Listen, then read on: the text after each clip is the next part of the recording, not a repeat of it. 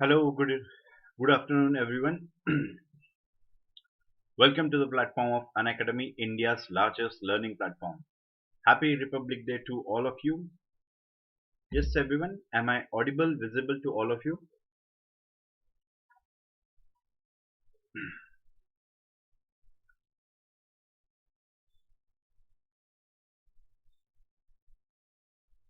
Yes. On the Unacademy platform, we are going to provide you daily live classes, live tests, quiz, structured courses, and unlimited access with one subscription. I hope all of you downloaded the Unacademy app. Those who haven't downloaded the Unacademy app, please download the Unacademy app because special classes and plus classes are available only on the app. Yes, let me introduce myself. Those who are new here, my name is Harshvardhan Singh and I completed my graduation in engineering. Later, I completed my master's in economics. Earlier, I was selected as an intelligence bureau officer, and currently on this platform, I'm going to teach you all the aspects of history, including history optional, international relation, and economics. Currently, my lecture series on economics and modern India is going on. Earlier, I completed the lecture series on world history and international relation. Please do watch the videos. It is available on channel, YouTube channel, as well as it is available on app. I'm having 9-year experience in the field of civil services as an educator at Delhi, Pune, and Nagpur. Yes, everyone, those who want to connect with me, those who want to know the lecture timings and all, if you're having any question, anything, you can ask me through the Telegram channel at unacademy_Harshvardhan, or you can connect with me through Unacademy app at Harshvardhan Singh for you. These are our top educators. Please do watch the videos. It is available for you and it will be very helpful in your preparation. I hope all of you subscribe to Unacademy. Those who haven't taken subscription, please have a subscription of Unacademy because your subscription made us possible to present such a video for you. Without your support, it is not possible for us. So we are going to provide you two options, plus as well as iconic. In the plus, we have providing for 1 month, 3 months, 6 months, 12 month, 24 and 36 month option. So I insist you at least have a 12-month subscription and please use my code. This is my code Harshvardhan. When you have subscription, use my code and you will get 10% discount and you're going to count as my student. It will cost around 54,550 for a year. It is very low. Yes, everyone. So if you want to take the iconic subscription, then for 12 months it costs around 69,000. Sorry, it costs around 62,550 after using my code Harshvardhan. The same way, iconic optional subscription is there. In the optional subscription, it will cost around 24,750 after using code. An academic combat, everybody knew about this. February 7, 2021 at 11:55 minutes, 60 questions and 13 combats. Prices are also there for you. Yes, yesterday only we started the new batches for 2021, 22 and 23. The batches are available in Hindi, English and bilingual. So according to your own convenience, please join these batches. It will be very helpful for you in your preparation. Please join the batches. And if you want to take the combo offer, it is very low.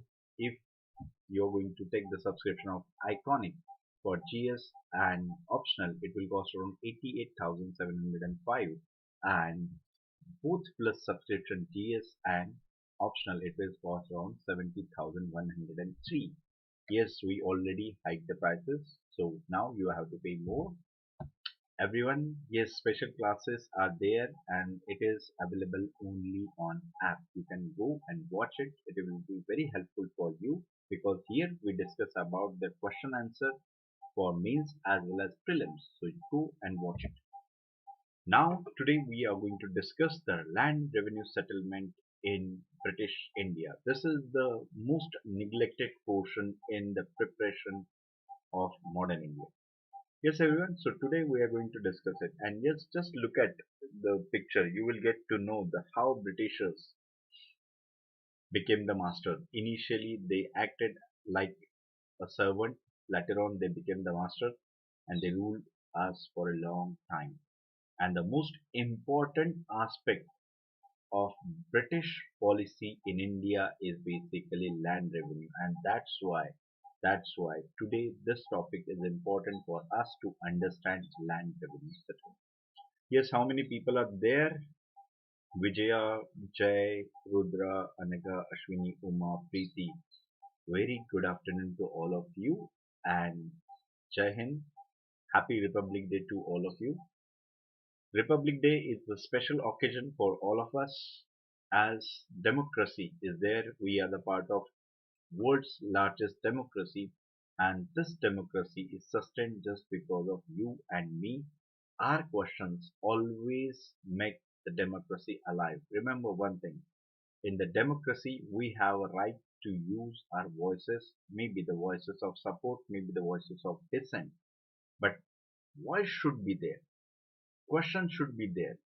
Without question, you are not going to hold anyone accountable. It is related to me as well. As I'm teaching you, and if you're not asking question, then how can you consider I'm accountable? So when you're going to ask the question, accountability or answerability of that person is defined. So democracy is most important, and democracy is the most important aspect of our day-to-day life, and it's sustained with another aspect, that is interaction, two-way communication. That's why every day in every lecture I'm asking the same thing. That is, I'm asking question and expecting answer from you, and I'm expecting the question from your side, and it's my duty to reply your question. This is a two-way communication is there. If one-way communication is there, then it is known as autocratic, authoritarian, or dictatorship form of government. And India doesn't have experience of such thing because of you and me. We, the people of India, yes, we, the people of India, who wrote the constitution for ourselves. So it's our duty to protect it. The duty of our parents, already they did their duty. Now it's up our time, and every generation has their same duty to protect the constitution, because this is the most important law book which is not going to protect your country, but as an individual it is going to protect you. Yes, yes, Pooja. Good afternoon. नहीं ज़्यादा तो नहीं होना रोज. Yes, everyone.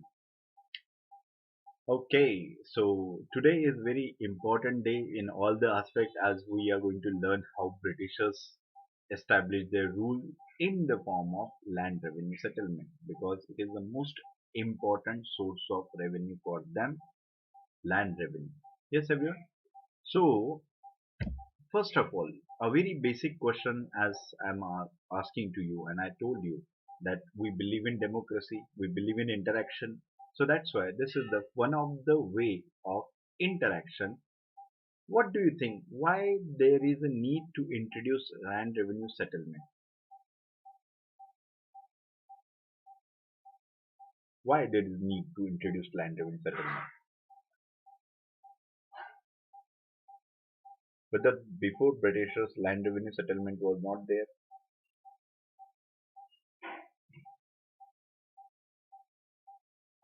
नहीं, भारत में अंग्रेज आने के पहले क्या हमारे यहाँ पे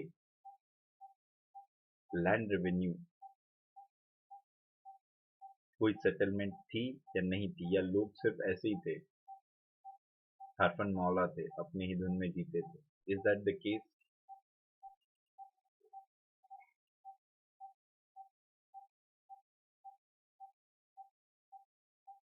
Yes, everyone, what do you think?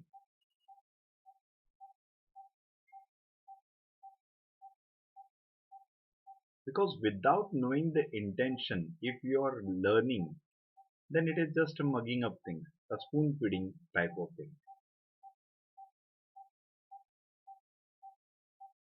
Uma mentioned, just I'm going to write here what Uma said. Uma said stability of income.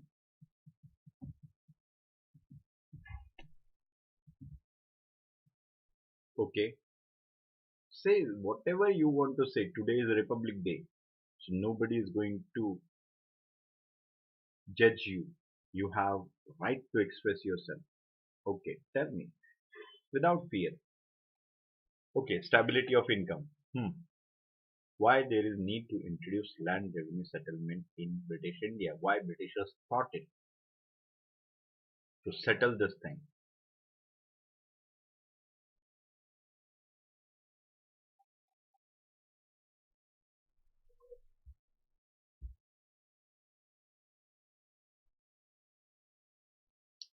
Yes, boys and girls, there are many Ashwini, Rudra, Anagha, Jay, Pooja, Nilesh.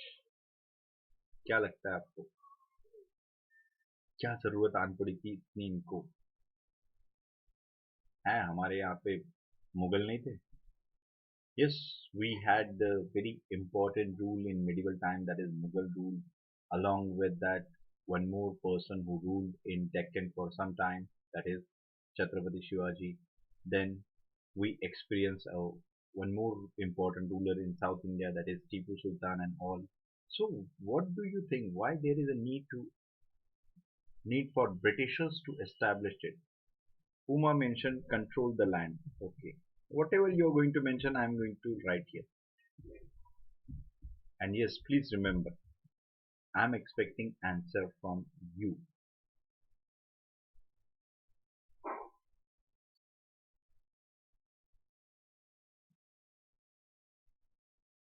Yes, Neha also there.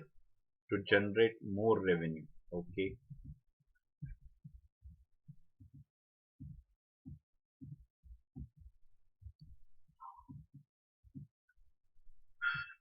Okay.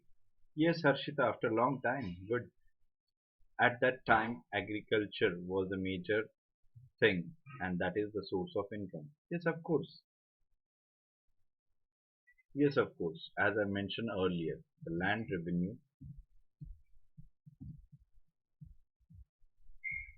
was the important source of income.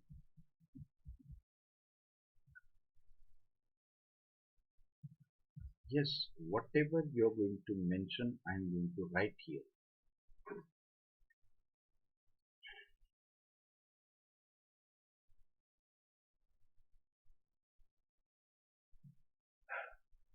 Anaga, they can control the land and maximum the income.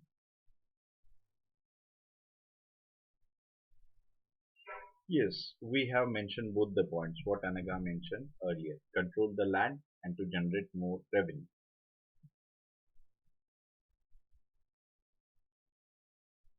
Uma said increase in the flow of money. That is generation of revenue. More revenue, of course, more revenue, more money.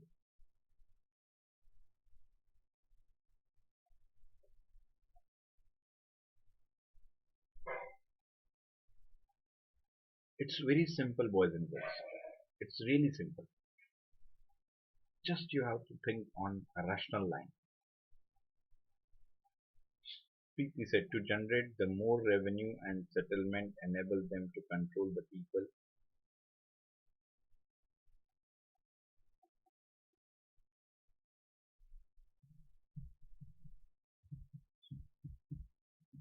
As Preeti mentioned, to control the people. My question is for Preeti and others. How? How through land revenue settlement they are going to control the people?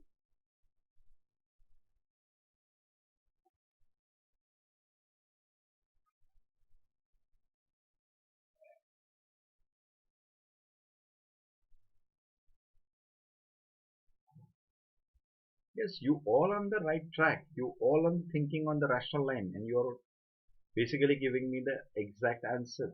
It is expected from your side. Yes, you are on the right track. Just go ahead. Go ahead. Think on the same line. How land revenue can control the people.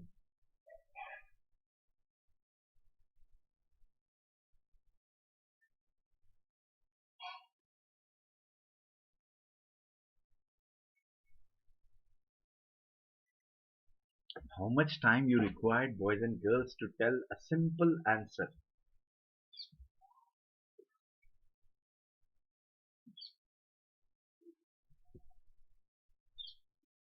This topic is very important from prelims point of view. In the mains, maybe they can ask one question, but in prelims, definitely these questions, means questions related to the land revenue settlement, are basically we can consider it as a full toss ball for you. Why it is so? Because most of the students neglected this area, and you know what? As in the first lecture of this year, I mentioned about the strategy for prelims, and I mentioned history, polity, economics, and geography, environment. These are the five subjects which you have to prepare very well. They are static, and if you score more than whatever the requirement is there, then there is no need to take tension of any other subject.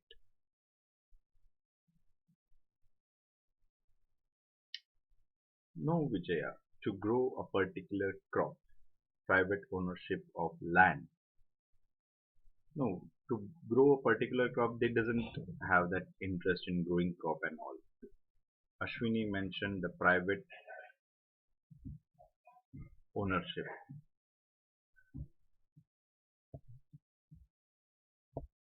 Okay, so boys and girls, please pay attention. As what you have mentioned, please reread it and then we are going to discuss. What you have mentioned, stability of income, control the land to generate the more revenue. Revenue was an important source of income, yes, to control the people. How you didn't mention that? Private ownership. Yes, Harshita, what Harshita mentioned, it gives an opportunity to direct interact with the people. They are going to collect them from people.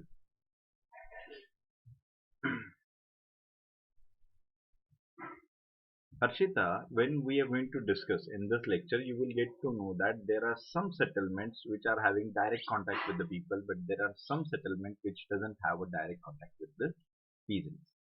Yes, everyone. So I'm going to erase it. First of all, first important thing,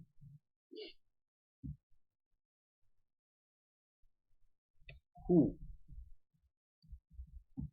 is having authority to collect taxes? This is very general question. This is not related with the British India. This is very general question. I'm asking you a very basic question. Who is having authority to collect taxes? Anytime, any place in the world.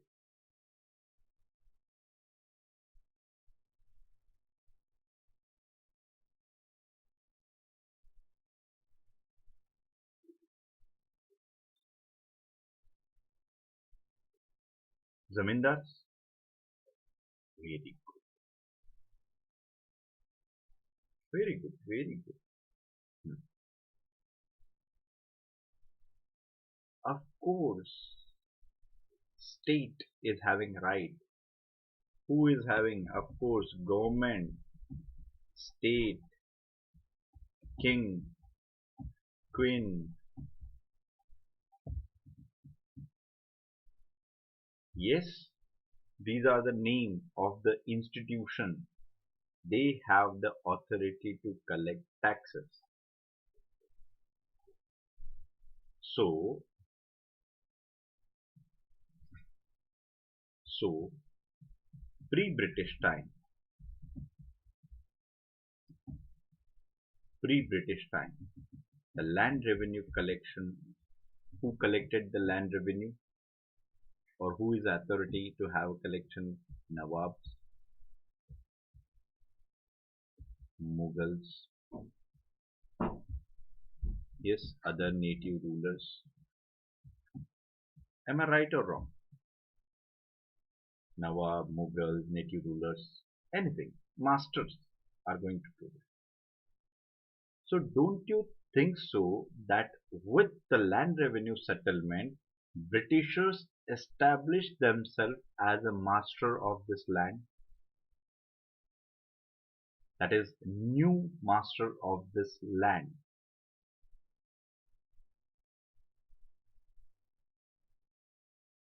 Yes, boys and girls, am I right?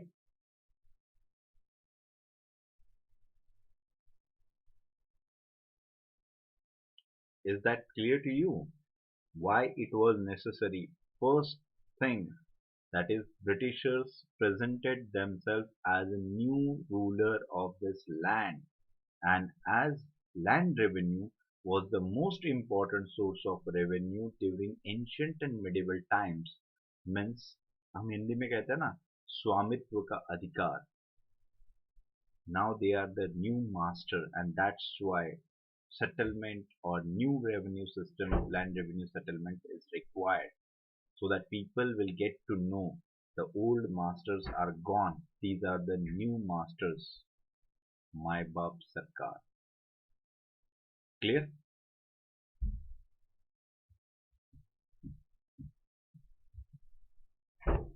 Why it is need to establish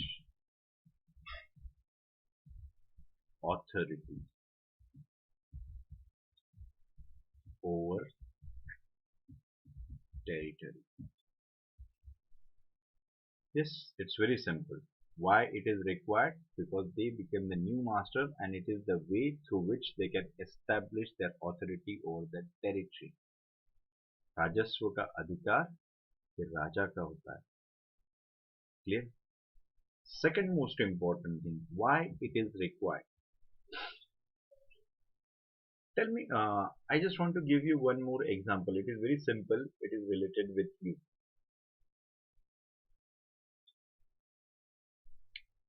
I gave you a territory. Suppose this is a territory, an island is there. Island is there, and I gave this thing as a gift to you. Gift to you. Now you are basically master or mistress. Yes, now you are becoming master or mistress of that particular island. मालिक बन गए आप. खुशखबर है, बधाई हो. 26 जनवरी है, मालिक बन गए. Master or mistress of that particular island. It is not a barren island. What exactly it is? The people are staying here. So when people are staying here, you are the master of them. That means you have to do something for them. Am I right or wrong? You have to do something for them because they are slave or subordinate. You are the master or mistress. What is the most important thing required? Yes, what is the most important thing required to run administration or to run this island?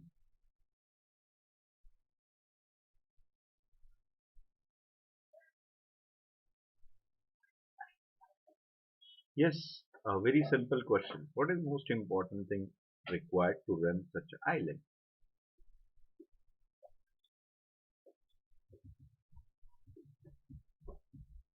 Money. Yes, money required. Simple. What's the source of money? What's the source of money? The source of money,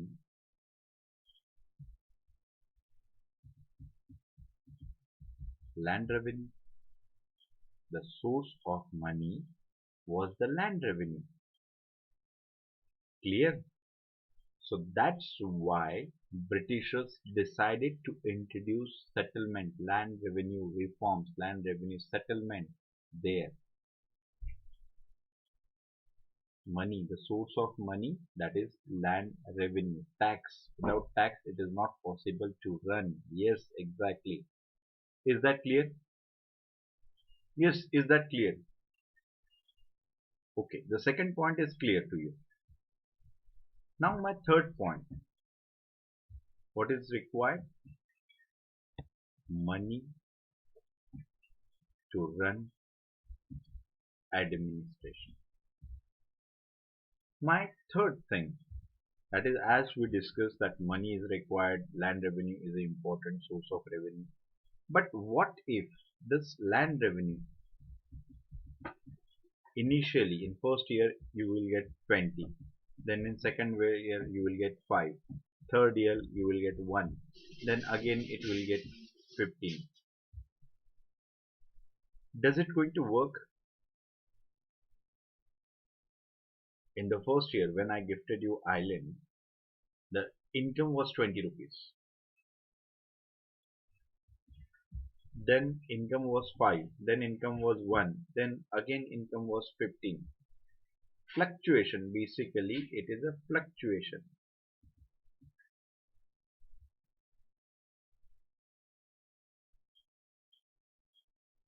Whether it is going to work, whether it is going to work well, that if the fluctuations are there, is it possible for you to run administration?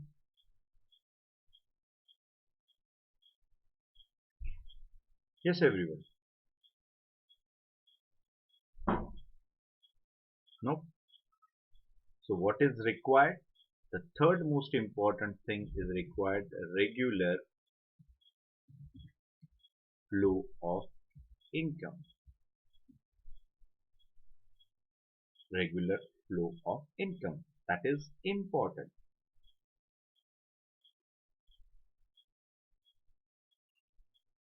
Clear? Okay. So don't you think so? The second point you have mentioned, third point you have mentioned, the first point I mentioned, and some of you gave some little hint of it. But these 2 points you have mentioned, so you know the information or you have the knowledge related to the same. Clear? Yes, clear? Is that clear? The first point, second point, third point. First point was related to authority. Second, source of income we have mentioned. Third point, regular flow of income. Fourth point you have mentioned, that is more income or maximization. Yes, these 4 points you have mentioned. The fifth point, a most important thing, as the authority, this authority is having two aspects. This authority is having two aspects. First, we have mentioned that is they have moral authority. Sometimes you have a direct authority, sometimes a moral authority, indirect authority is there. So this authority, basically the king's share is basically one of the moral authority.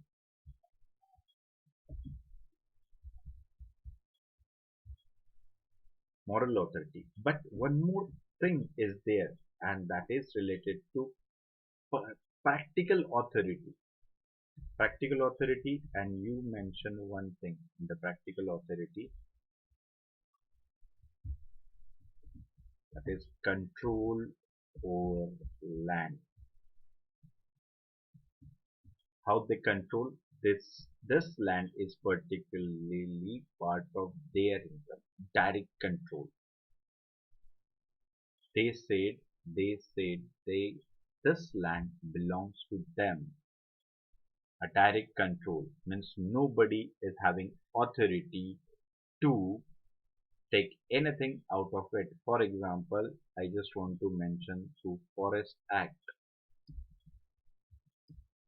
Through Forest Act, Britishers said that all the forest belongs, means within India belongs to Britishers. So if you want to cut the tree, you have to take permission. Clear? Is that clear to you?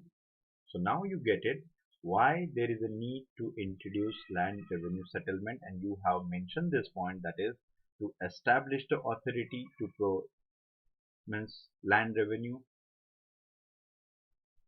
to establish authority. It act as a source of income. They want a regular source of income. Third, they want to augment the source of income, and practically establishment of authority. These 5 points are important, and because of that reason Britishers introduced land revenue settlement in India.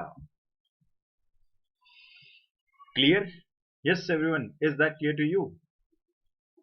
Next thing, the zamindari settlements in British India. So these are the settlements in British India. First, zamindari settlement, permanent settlement, rayatwari settlement, mahalwari settlement, talukdari settlement, malguzari, and etc. There are more as well. There are more as well. Zamindari, permanent settlement, rayatwari, mahalwari, talukdari, malguzari. Do you know any other settlement than this? Yes, do you have any information other than this? क्या इसके अलावा भी आप लोगों को कुछ पता है? No? Okay. Good. There are two, three more, and we are going to discuss it. Don't worry. We are going to discuss all the aspect of it. And you know what? Mostly, you are going to focus on zamindari settlement. You are going to settle Rayatwari and Mahalwari. But do you know one thing? That is, Rayatwari settlement is having two part. Part one area is totally different. Part two, here the area is also different. Other than Mahalwari, Rayatwari, there are other settlements as well, and we have to read it. It is not difficult, everyone. It is very simple. Just we have to try to understand it. So other than these, there are settlements. First of all, first we are going to discuss about Zamindari settlement.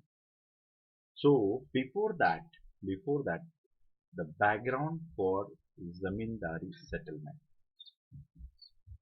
What was the background? As Britishers established dual government in Bengal.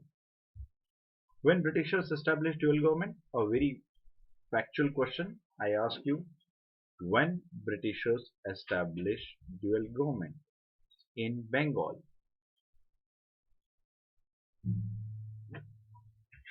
Yes, Nilesh, Jajwani system is also there.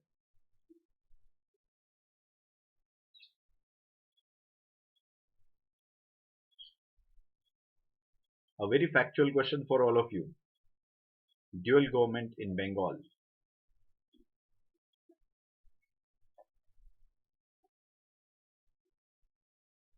When dual government was established in Bengal?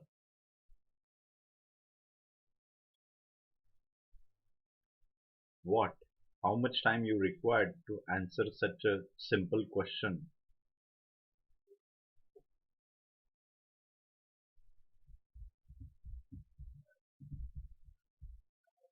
Do you know? Just only one person gave the answer. Don't you think so? It is a very shameful thing for you. As a civil services aspirant, it is really shameful thing for you if you don't know this particular year.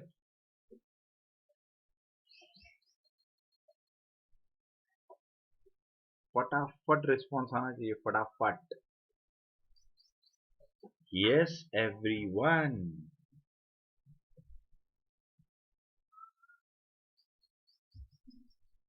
Dual government established in Bengal, of course, in 1965. Yes, after Battle of Buxar. Yes, yes, Suma, exactly. 65 to 72. So after Battle of Buxar, the Battle of Buxar was 1764.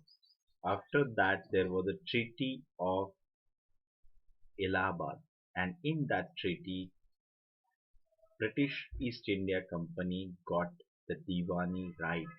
Yes, the dual government of established in Bengal and Diwani right given to company. So what kind of dual government was there? In that dual government is basically Nizamat and Diwani. Nizamat is basically administration and Diwani is revenue collection. All kind of revenue, all, not just land revenue, all forms of revenue is collected through Diwani, and East India Company gets this right to collect the revenue. Yes, everyone. So with this new system, dual government, Britishers get the right of Diwani over which area? This Diwani right of Bengal, Bihar and Orissa. Who gave this right? Who gave this Diwani right? This Diwani right was given by Mughal Emperor Shah Alam. So Bengal, Bihar and Orissa, these are the places which comes under the Diwani right. Yes, everyone. So Britishers established the three Naib Diwan and appointed English supervisor, because now East India Company is Diwan of Bengal, Bihar and Orissa, but they appointed the deputies. East India Company appointed three Nayab Diwans, three deputies, along with the English supervisor, because these three Nayab Diwans were traditionally landholders of that particular area, basically Indians, and Britishers doesn't rely on them 100%ly, so they appointed English supervisor over them. Next, establishment of Council of Revenue at two places. One is Patna, another is Murshidabad. Means to collect this Diwani right, they establish the council at two places, Patna and Murshidabad in 1769.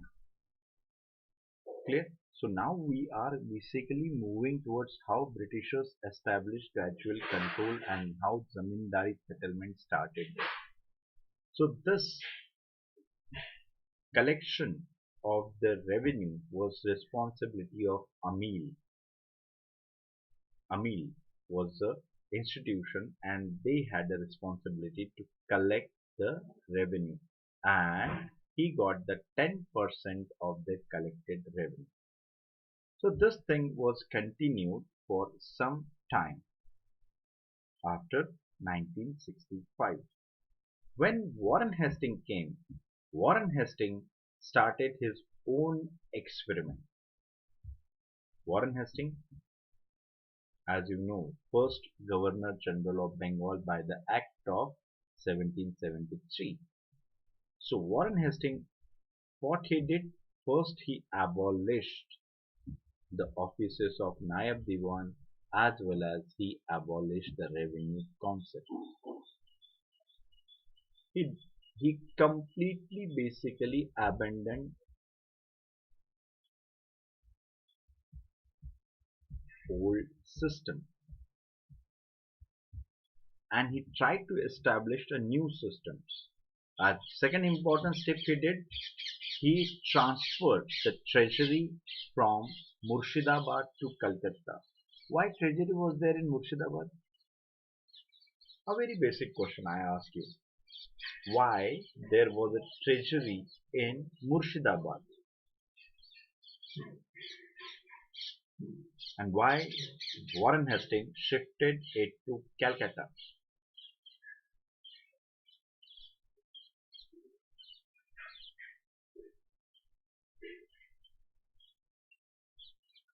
Yes, everyone.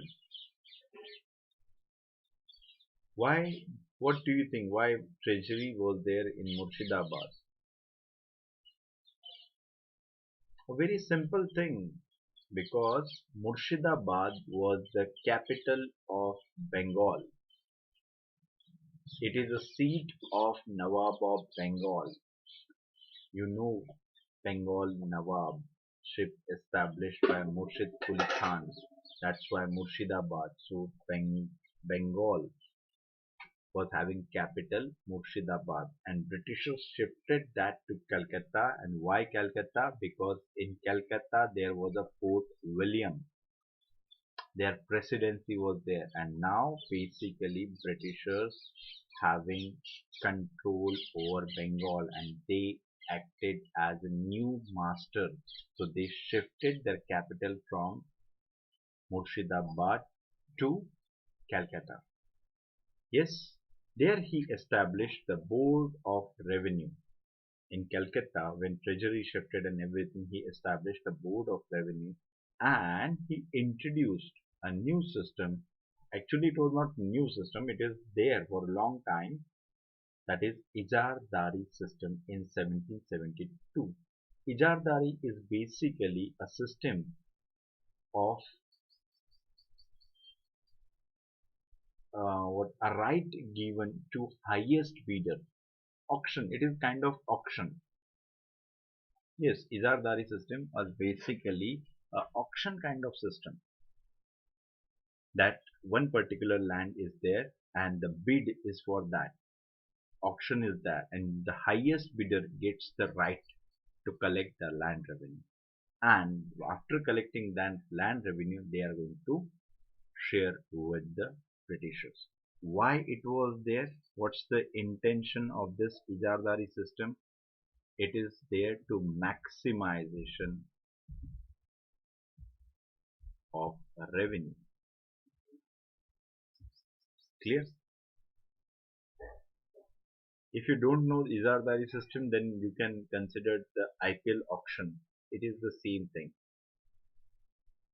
Yes, Ijardari system is basically related to the land revenue settlement. Land revenue collection is right given to the highest bidder, and the demand of British is same. So this basically given for 5 years. This Ijardari system, it was there for 5 years. Means one, you're giving that right, that particular person is going to collect the land revenue for 5 years. But after 5 years, there was a Amini Commission was there, and Britishers realizes instead of giving any particular person right for 5 years, it is better to give a right for 1 year. And that's why Ijardari initially it was a 5 year settlement. Yes, Ijardari was initially a 5 year settlement. Now they made it annual. So every year, initially, this is the initial phase of Britishers. What they did, the bid is given to highest bidder, and the duty of that bidder is to collect land revenue on behalf of British government. Whatever the demand of the British government is there, they are going to pay, and rest whatever the revenue they collected, they can keep by themselves.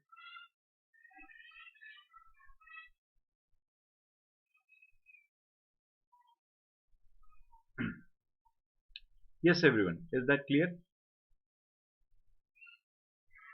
Is that clear to you? Yes, one person mentioned, Punit Kumar mentioned, there is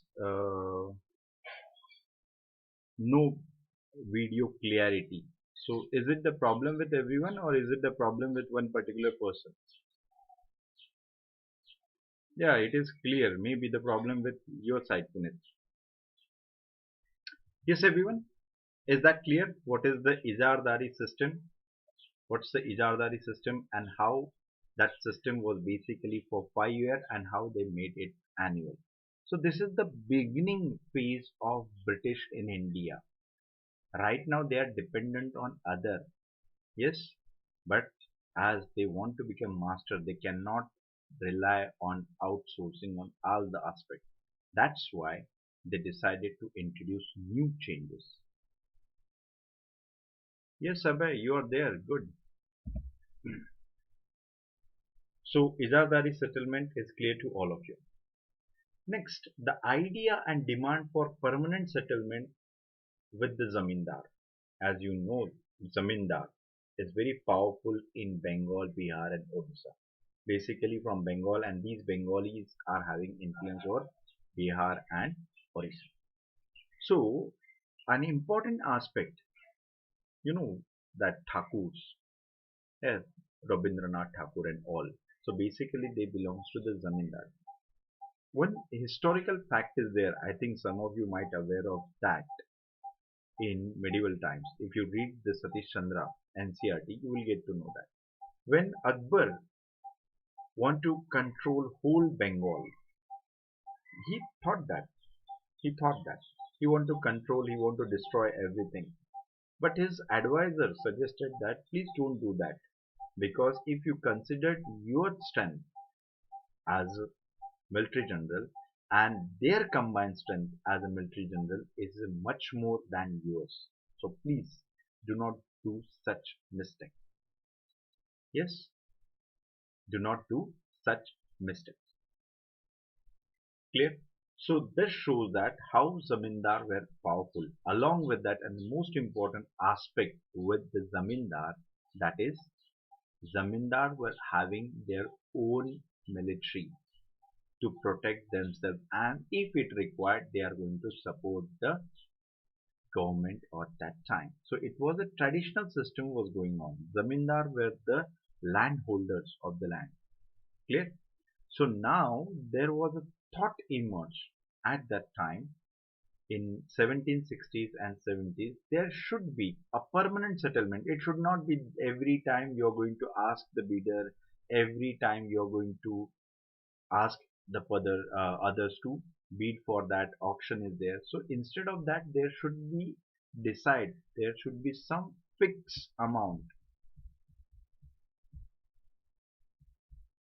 Yes, so that is the demand for permanent settlement. Means government has to decide, fix certain amount of income is going to collect it as the state share, as the land revenue. So it was a demand emerged at that time. A very important person during the same time known as Alexander Dow. Alexander Dow, in his book History of Hindustan, he mentioned and he advocated the permanent settlement in Bengal.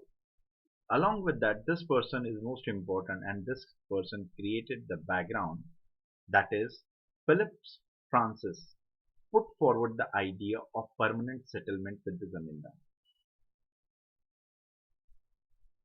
What Abhay Krishna mentions, in today's age, zamindar have so much land on its own, but modern history, that is permanent settlement,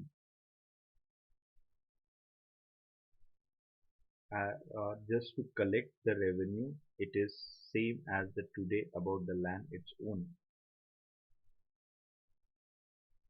I didn't get you, Abhay. What exactly you want to ask? Philip Francis was the person who put forward this idea of permanent settlement with zamindar, and this idea was appreciated by British government as well. So Pitt's India Act, a very factual question. When? 1783, 1784, 1785. Pitt's India Act also laid down the direction for permanent rule, permanent settlement in Bengal. They were also agree with that. So Pitt's India Act,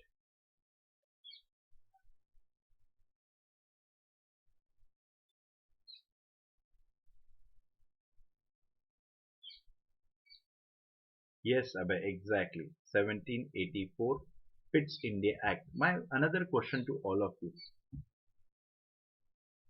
why British government is involved into such affair? What they have to do with that? Basically, it is the property of East India Company. As whatever the zamindari rights, whatever the diwani right was there, whatever the occupation was there in India, it is basically of East India Company. Then why Britishers or British government is interfering in that? Is there any reason? Yes, everyone. Is there any reason for that? Or is it an encroachment? Is there any reason or is there encroachment that all territory belongs to this East India Company? They had the control over Bengal. Then why British government interfering in Bengal? Why you're taking so much time? It's very simple, boys and girls. Oh, oh.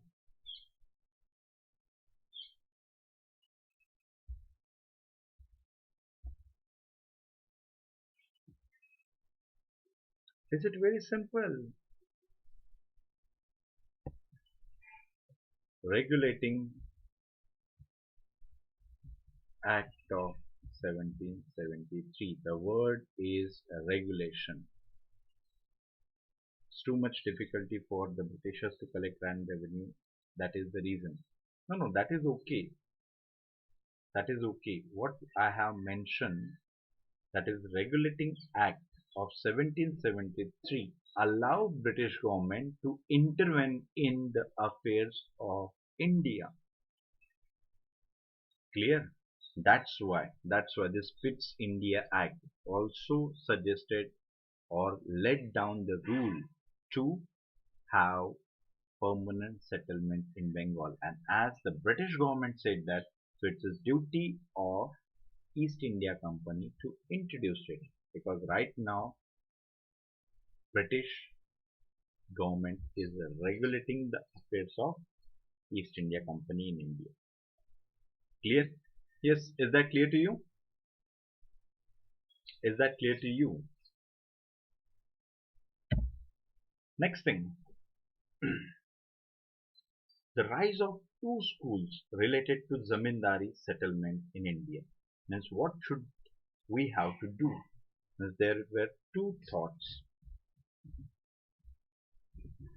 There were two thoughts. The first is basically grand school, another is shore school.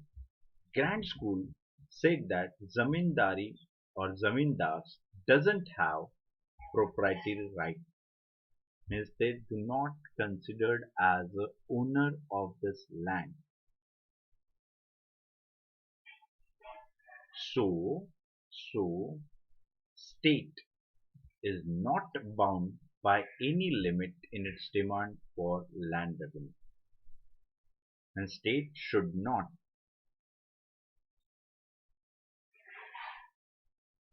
Yes. It takes time. It takes time because it is a gradual process aware. And we are basically evolving that. And once this everything is evolved, later on the implementation, if Rayatwari is basically implementation, Mahalwari is implementation. So we are going to discuss in detail how this revenue settlement developed in India, what were the thoughts at that time, why it was required. So there were two schools of thought emerged. One suggested that zamindars are not proprietary right or zamindars don't have a right. So state can collect as much as they can. The shore school said that zamindars have a permanent proprietary right. Means they were the owner of this land, so state have a right to collect only customary revenue. They have right to collect only customary, means some revenue. Some means not just out of 100 state is going to take one. No, it is not the case. Customary means you have to allow zamindar to keep their right as the owner. Along with that, you can just take the land revenue as the owner of this country, as the master of its country. Clear? So these are the two schools of thoughts prevailed at that time. What should be the what type of settlement should be there? And there is a victory of Shore School. John Shore. John Shore was basically he was belongs to the landlord family in Britain. So that's why he supported the landlordism in India as well. So this Shore School, John Shore, created a background for settlement in India. So John Shore Minute in 1789. This became the basis for Zamindari settlement in 1790 by Cornwallis. Cornwallis was the Governor General of Bengal during that time.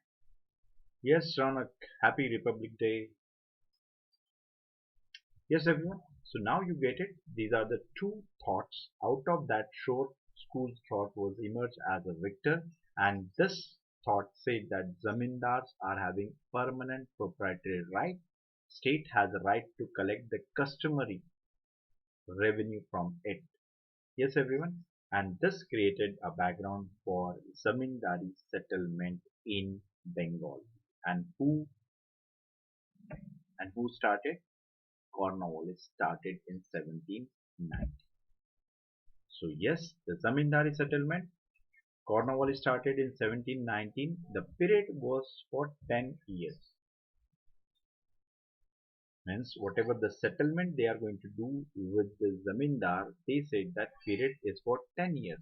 But as we have mentioned just now, that even there was a debate over the permanent solution for this problem was going on in 1760s, 1770s, and even 1784 Pitt's India Act also laid the clear-cut guidelines for establishment of permanent settlement in India, and that's why.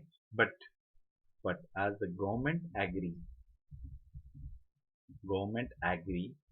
to introduce permanent settlement, but court of director opposed it. What exactly it is? It is very simple. That is the Regulating Act of 1773. We are going to discuss the Regulating Act as well. Regulating Act of 1773 started the diarchy in the company, dual government. What is that? British government is going to regulate the affairs as well as British East India Company. So British government regulate control through BOC, Board of Control, and East India Company through COD, that is Court of Director. So basically these Court of Director opposes the permanent settlement. Here we mention, they opposes the permanent settlement, but BOC supported the idea of permanent settlement. And of course BOC belongs to government of Britain. So they have to listen. And finally, due to the British support, British government support in 1793, the settlement with the Zamindar, which was there for 10 years, made permanent. And so it is popularly known as a permanent settlement in Bengal. Is that clear to you?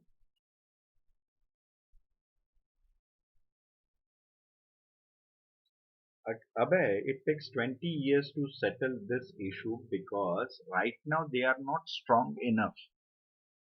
Britishers were not strong enough. They started introducing their rule. And you know what?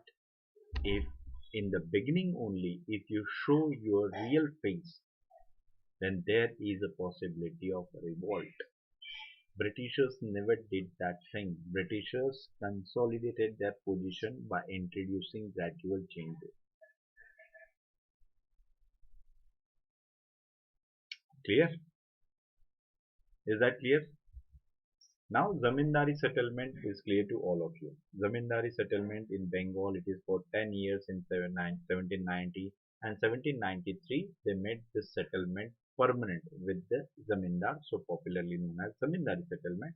Another important aspect of it, That is, what exactly this system was, area and other aspects. So, zamindari settlement is basically settlement with the zamindars. Second, area. Initially Bengal and Bihar. Initially Bengal and Bihar. Later on, Orissa, Varanasi, the area near Varanasi, and third, the northern Madras. This is an important aspect, northern Madras. So when we mention Zamindari became permanent 1793. Zamindari became permanent settlement in 1793, and we mentioned the area added later, the northern Madras. Can we consider this area of northern Madras is basically part of Mysore?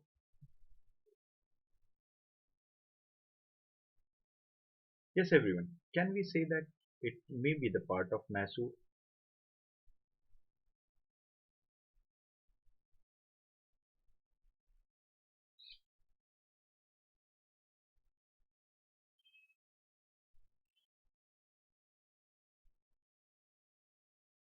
Sir James Mill in his book divide the history into Hindu, Muslim and British.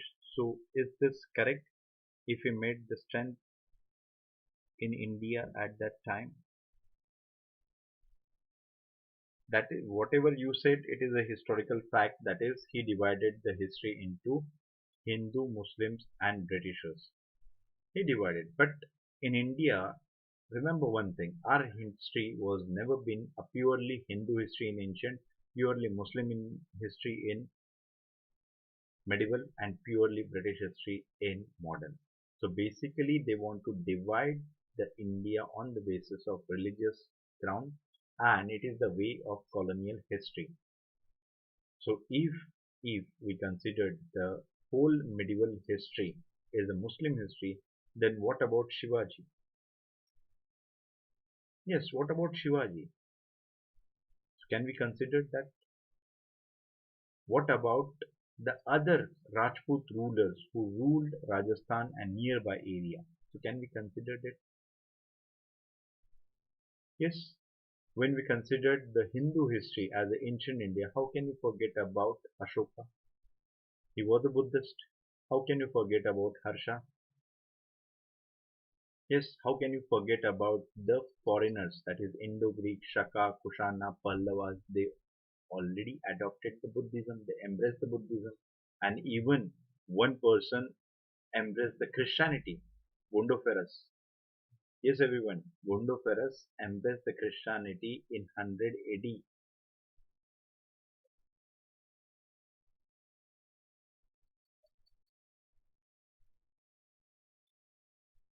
Yes, everyone. Abhay, I hope I gave the answer to your question.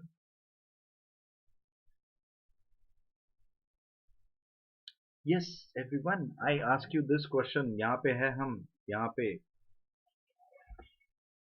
1793. So can we consider that northern Madras is basically the area related to Mysore?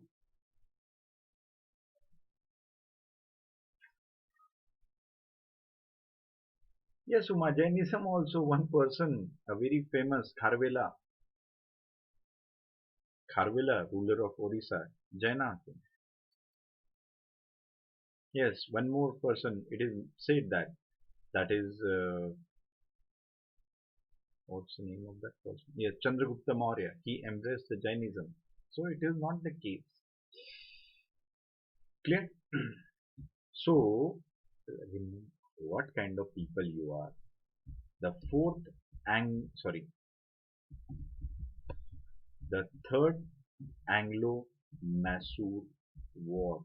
Do you remember 1792? Everyone, in the third Anglo-Mysore War, half territory of Mysore taken away. Yes, do you remember this fact? Half of the territory of Mysore taken away. Now you get it. This basically, when we talk about Bengal, Bengal consists of Bengal, Bihar and Odisha. but we mentioned Northern Madras. That's why I make a star. Do not make such a mistake. Yes, that, after this Anglo-Mysore war, still Mysore was a power which can reckon with. Still, there is a time required to have a settlement in South India.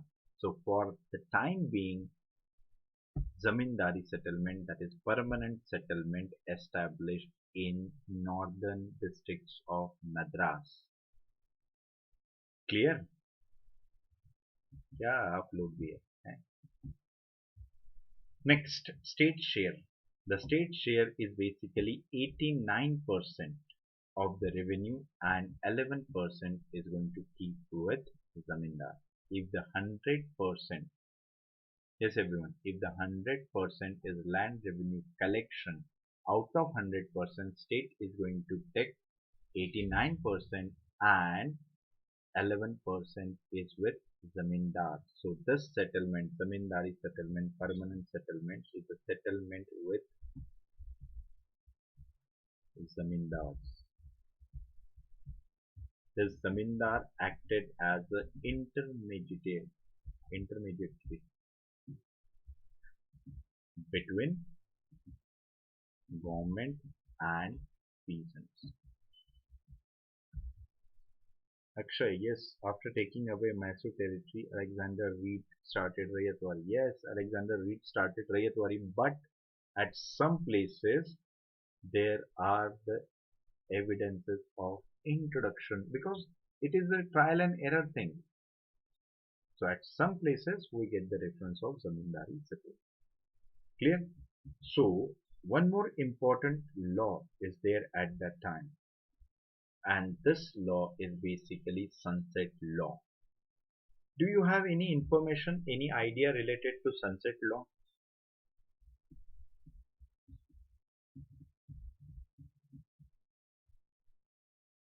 Yes, everyone. Do you have any information, any idea what exactly the sunset law is?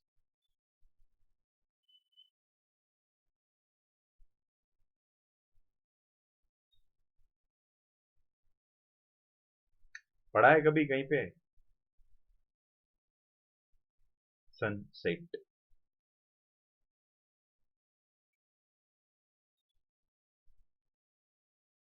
Yes, सूर्यास्त कानून.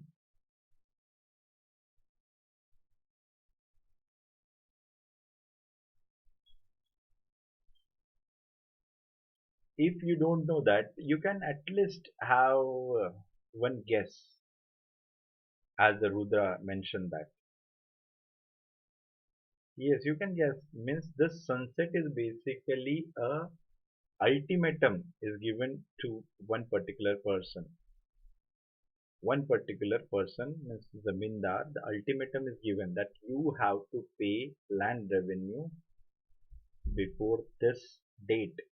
Before means हम जब कहते हैं ना, हिंदी में कहते हैं ना, दिन खत्म होने से पहले मुझे पैसे चाहिए, नहीं तो वरना.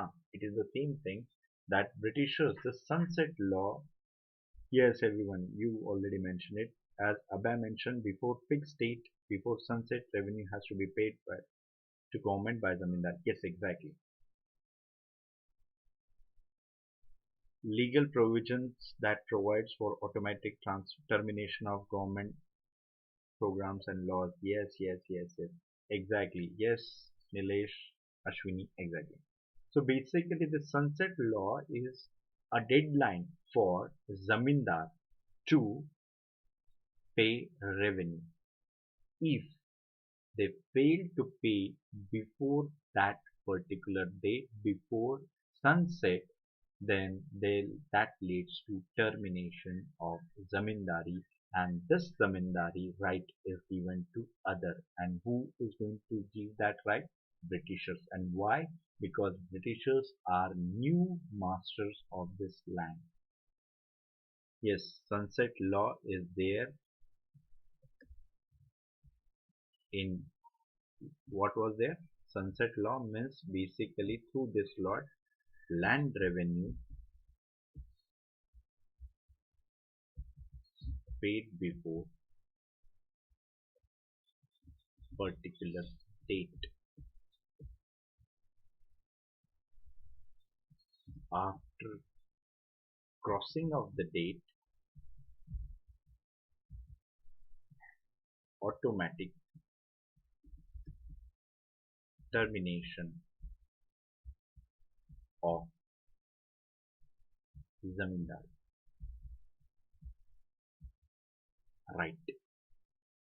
Automation termination of zamindari right, and this right is given to others.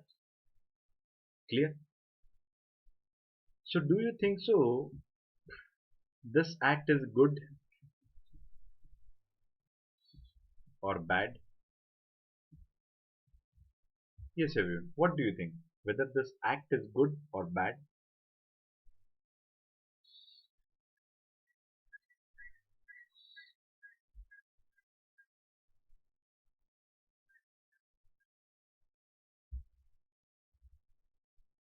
Zamindari act is good or bad? No, sorry. Sunset law. Sunset law is good or bad?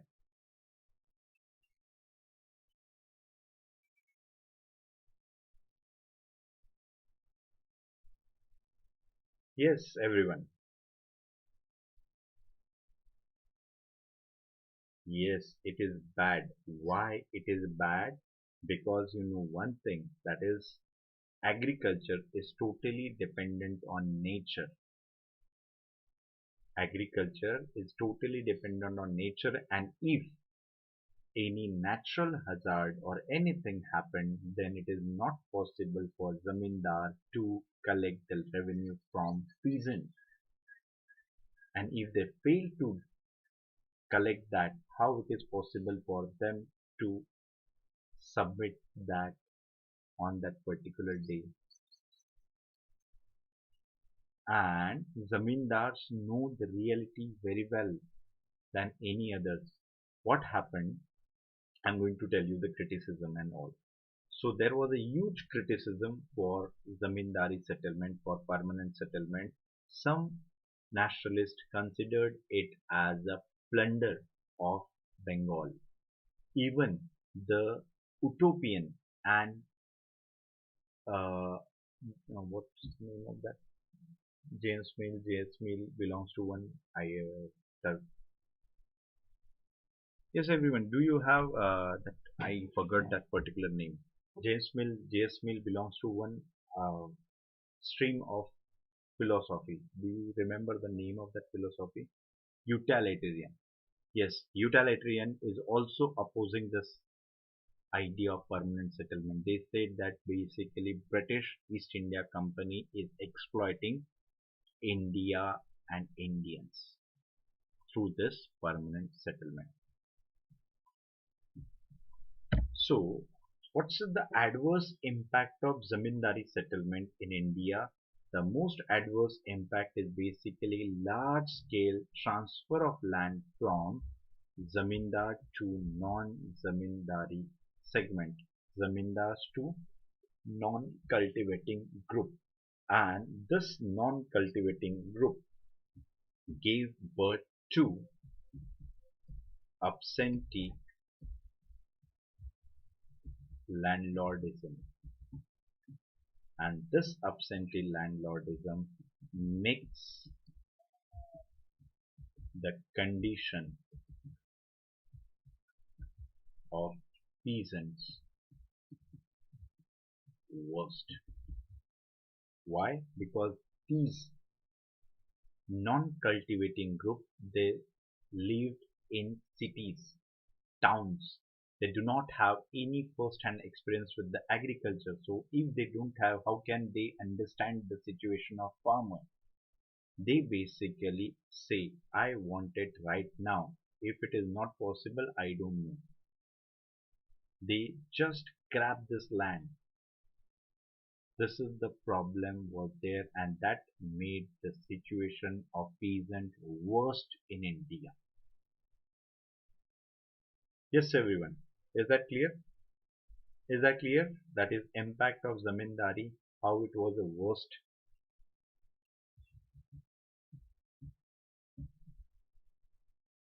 Yes, is that clear? So now if we want to sum up the thing, that it is very simple, that zamindari settlement was basically the idea provided by Shore School. The Shore School said that zamindars are having proprietary right. Yes, in 1790 it was introduced by Cornwallis. 1793 it made permanent. Yes, 1793 it made permanent. Along with that, most important aspect, that is area Bengal, Bihar, Orissa, Varanasi, and few districts of Madras. Share is basically 89% you have to provide to British government, 11% that Zamindar is going to take, and sunset law. These are the things we discussed in Zamindari settlement. I hope whatever the questions, queries you are having is clear with this explanation. Yes, everyone, shall we move ahead? Yes, shall we discuss the another form of settlement?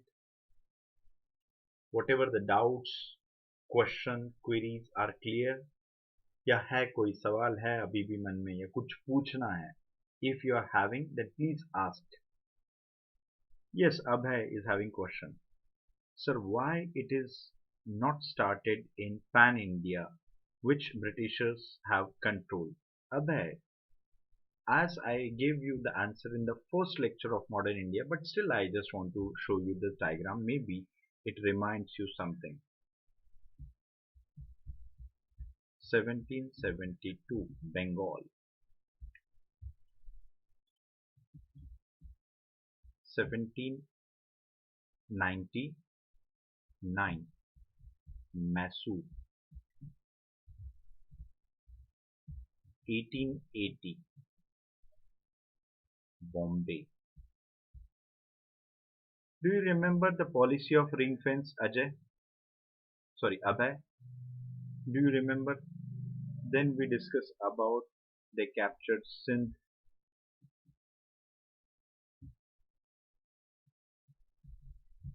Then we mention about Punjab.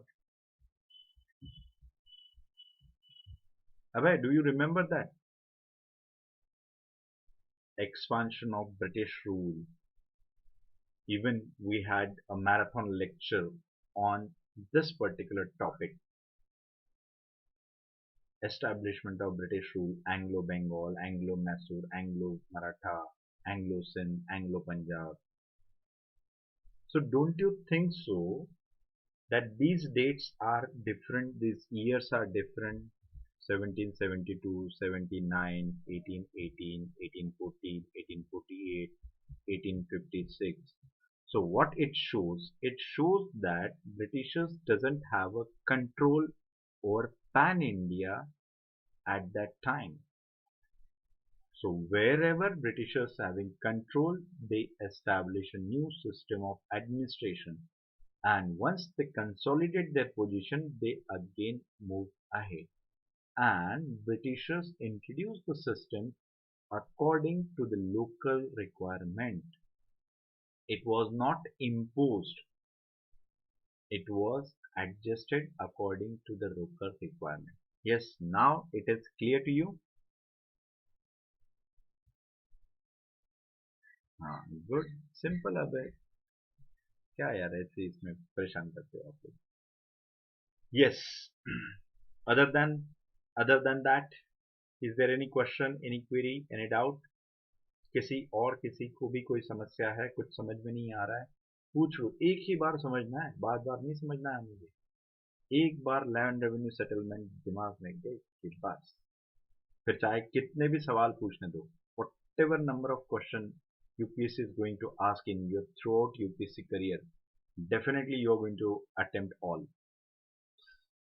Okay, no problem, no query. Good. Next thing, Rayat Wari settlement. Rayat Wari settlement. First, we are going to discuss the circumstances that leading to Rayat Wari settlement.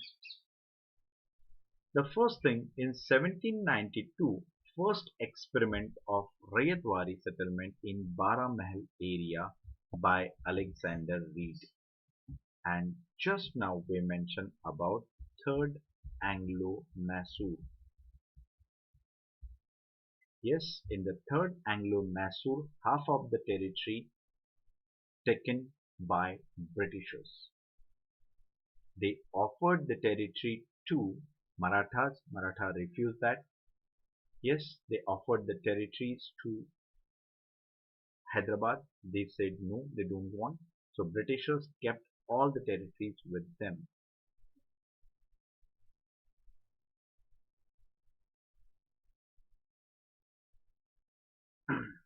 Aware. Okay, let me tell you what this thing. What exactly Zamindar and Zamindari. These two things are different. Zamindar is a big land holder, big land as compared to anyone else. That person is having more land, and in this land, he is a owner of that particular land.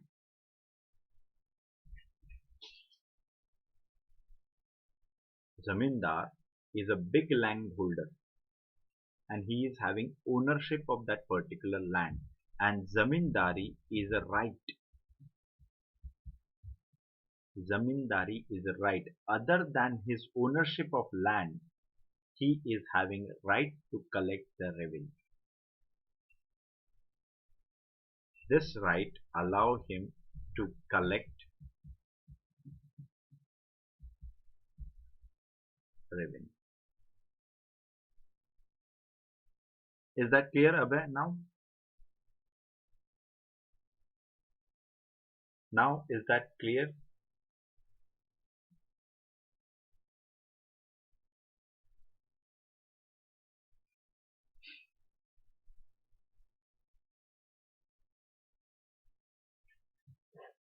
Okay, I hope it is clear now.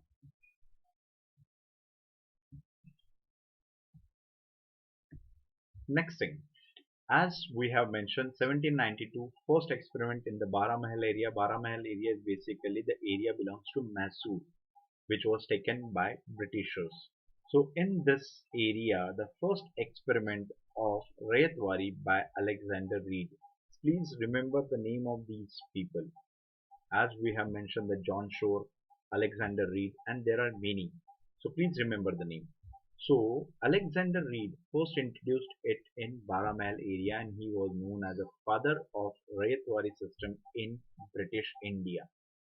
One more person is attached to it and the name of that person is Thomas Munro. Thomas Munro was the assistant of Alexander Reed and he learned what exactly the system is that, and yes, once he became a prominent person in East India Company, he introduced Rayatwari system in South India. What, how, why, when, we are going to discuss. Don't worry. Next, what is the basis of this Rayatwari? In the Rayatwari, there was a removal of all middlemen, and basically this is a settlement with peasant. This is settlement with the peasant, means government is going to collect the revenue directly from the peasant. So this settlement is a direct settlement with the peasant, and how it is going to decide how much revenue and all, it is decided through detailed survey of land. Yes, because if government is directly asking, so government has to understand what type of product is going to produce by these people, how much expected the production from that particular area and how much government has to take, it is going to decide by this survey. So Rayatwari settlement is based on the survey and it is a direct settlement with the peasant. Yes, everyone, is that clear?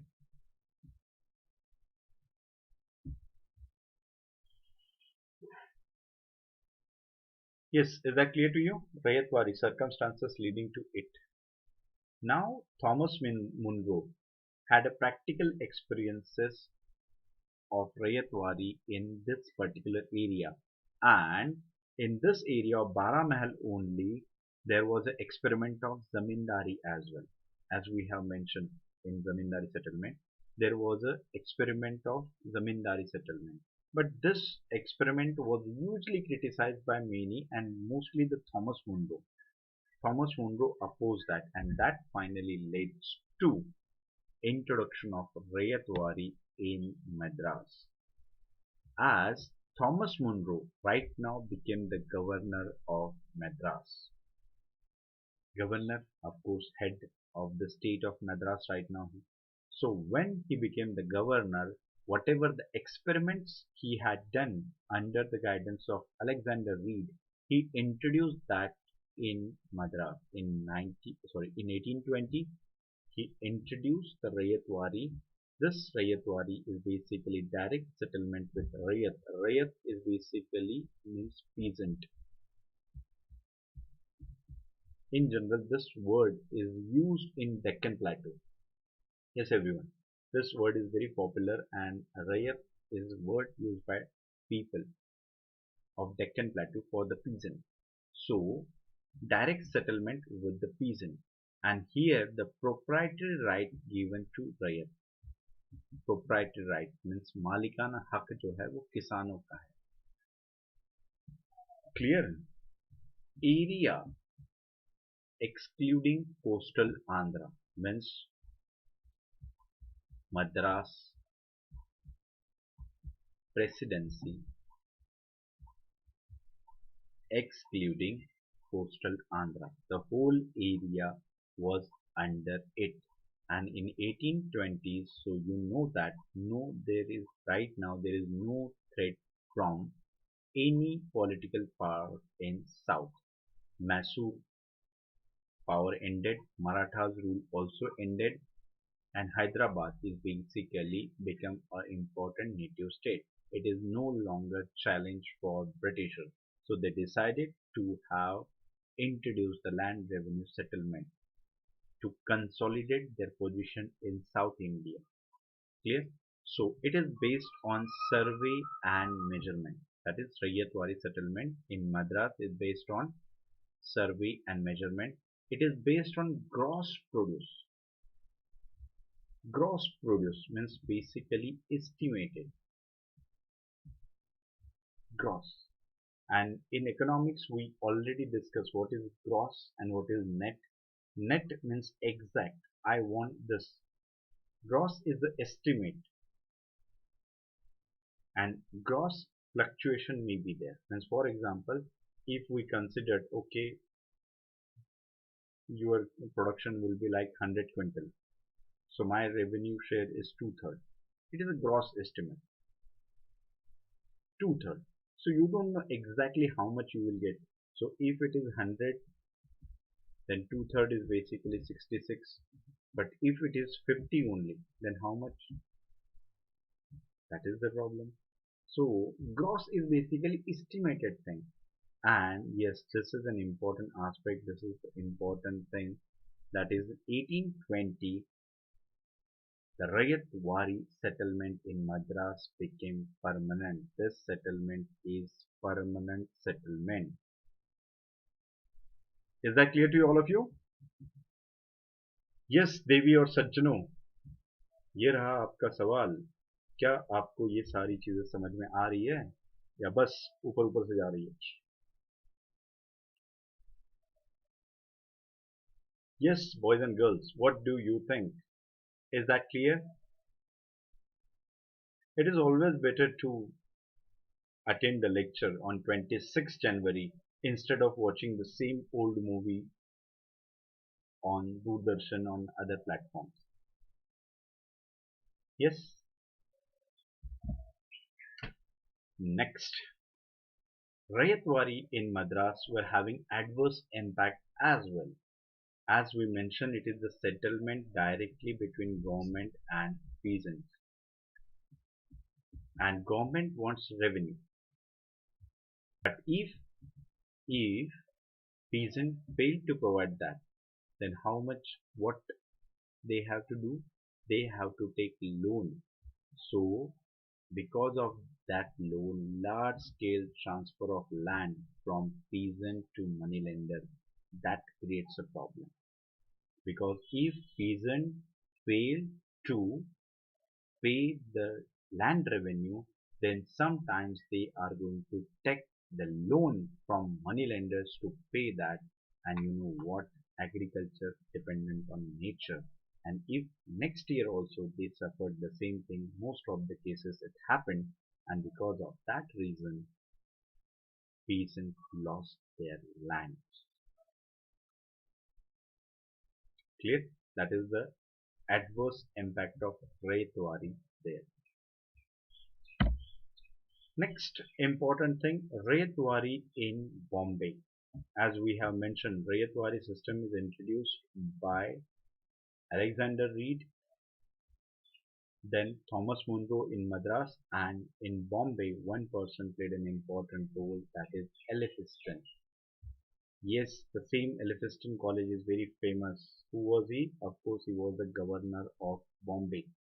He introduced the Rayatwari settlement in Bombay in 1823-25. So it is clear for you, after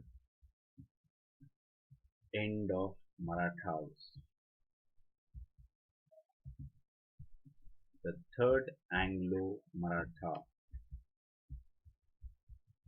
war was basically 1818.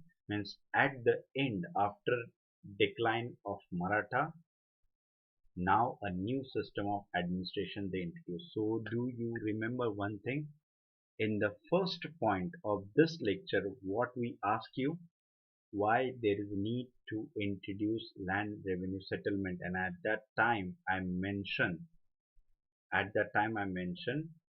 it is the way to show that you are the master of this land. And everywhere, please remember everyone, everywhere Britishers introduced, once the enemy is basically wiped out from that area, they claim the new mastership.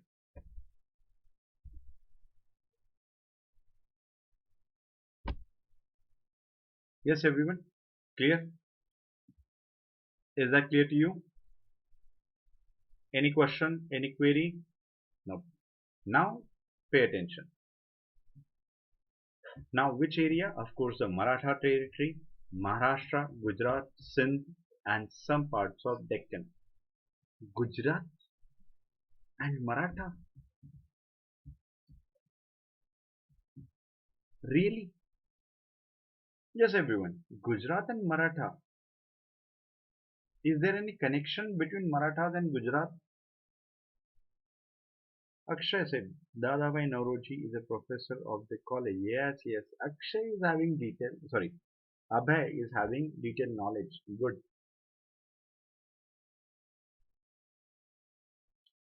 Yes, whether Gujarat is having any connection with the Marathas?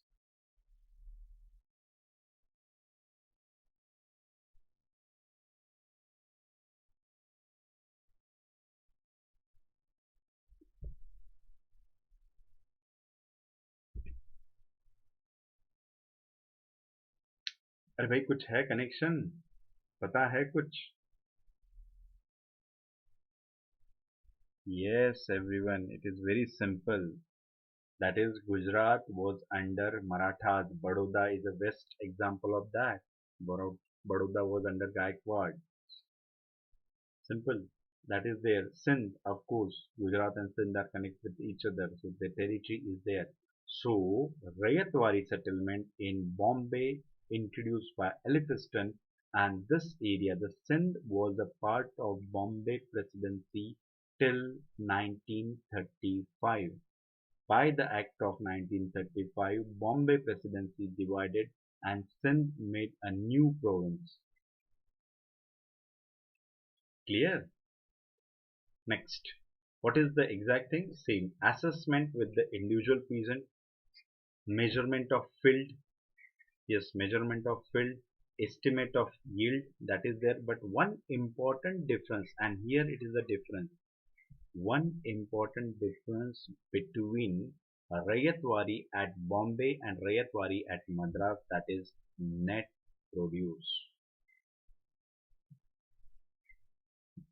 Yes, everyone, this is the most important thing, most important difference between there and here, because in Madras, what we have mentioned, in Madras we discuss that Rayatwari settlement in Madras is having gross estimate, but here it is based on net produce. And one more difference is there, and this difference is basically it is for the period of 30 years, and there we discuss about period of how much years? Yes, how much years? We discuss that.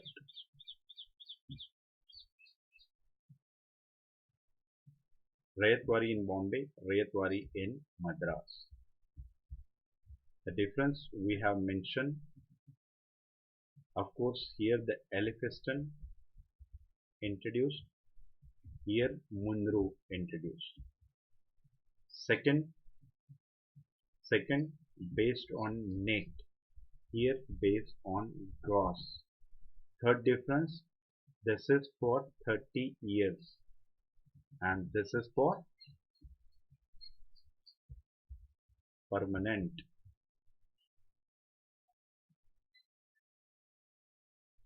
Is that clear to you? Now the difference is visible on your screen.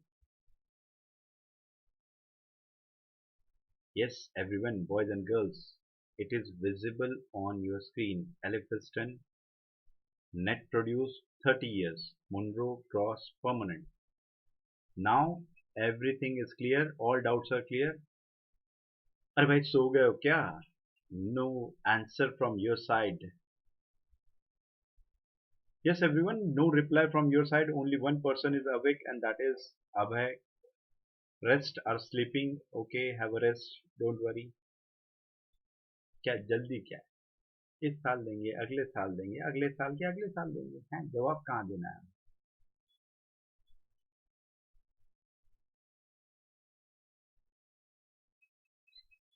Of course, the Abhay, the question of you, in which area the Rayatwari started first? Of course, in Madras. Answer is Madras.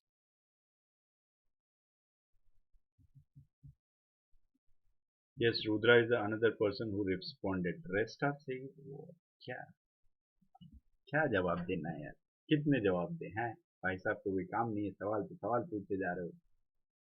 जवाब तो हमें देना पड़ता है, लिखना पड़ता है। कितना बड़ा काम होता है लिखना। यस, नो, डोंट नो है। जिंदगी के पूरे नॉलेज वहां पे इस्तेमाल करनी होती है डोंट नो लिखने के लिए। DONNOTKNOW है। क्या करें? नहीं, इतना बोलने के बाद भी आप रिस्पॉन्ड नहीं करोगे ना। Okay, so it is clear for Rudra, Abhay and Akshay. I hope rest this thing is clear for you as well. But one more thing is there in Bombay, that is modification. The modification is introduced in 1885 as the settlement is for 30 years, and 1885 it was based on complete survey of land, and they classified the land into 9 categories, and the most important aspect of it basically gold, mid and Wingate's plan. As Britishers, when they introduced the system, they want to review it, and they reviewed it. This Goldman and Windsgate, they were the people who involved into that, and they presented the new plan, and this plan is based on complete survey of land, and they categorize land into 9 categories, and then they decide how much amount of revenue they are going to ask. A important aspect of this Rayatwari, a very small aspect in this Rayatwari area, is known as Khoti system. Khoti is basically based on the word Khot. This Khot is basically traditional. They were the traditional revenue collector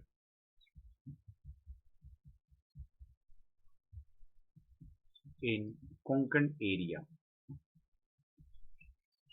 So Konkan area is basically belongs to Maharashtra, Goa, and some part of Karnataka as well. So this Khot is basically traditional revenue collector of the Konkan area. So this Khoti system was basically Khot meets Zamindar. Now the Khots became the Zamindar. Who made them? Who made them? British government made them Zamindar, and this Khoti system is basically a settlement with Khot.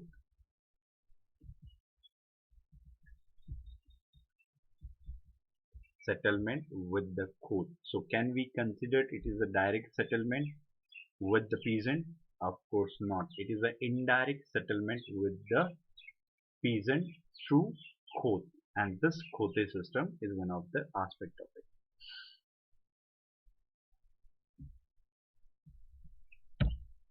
Next, Mahalwari system. Mahal is basically a revenue unit. Mahal is basically a revenue unit, and this Mahal is very famous since Mughal times.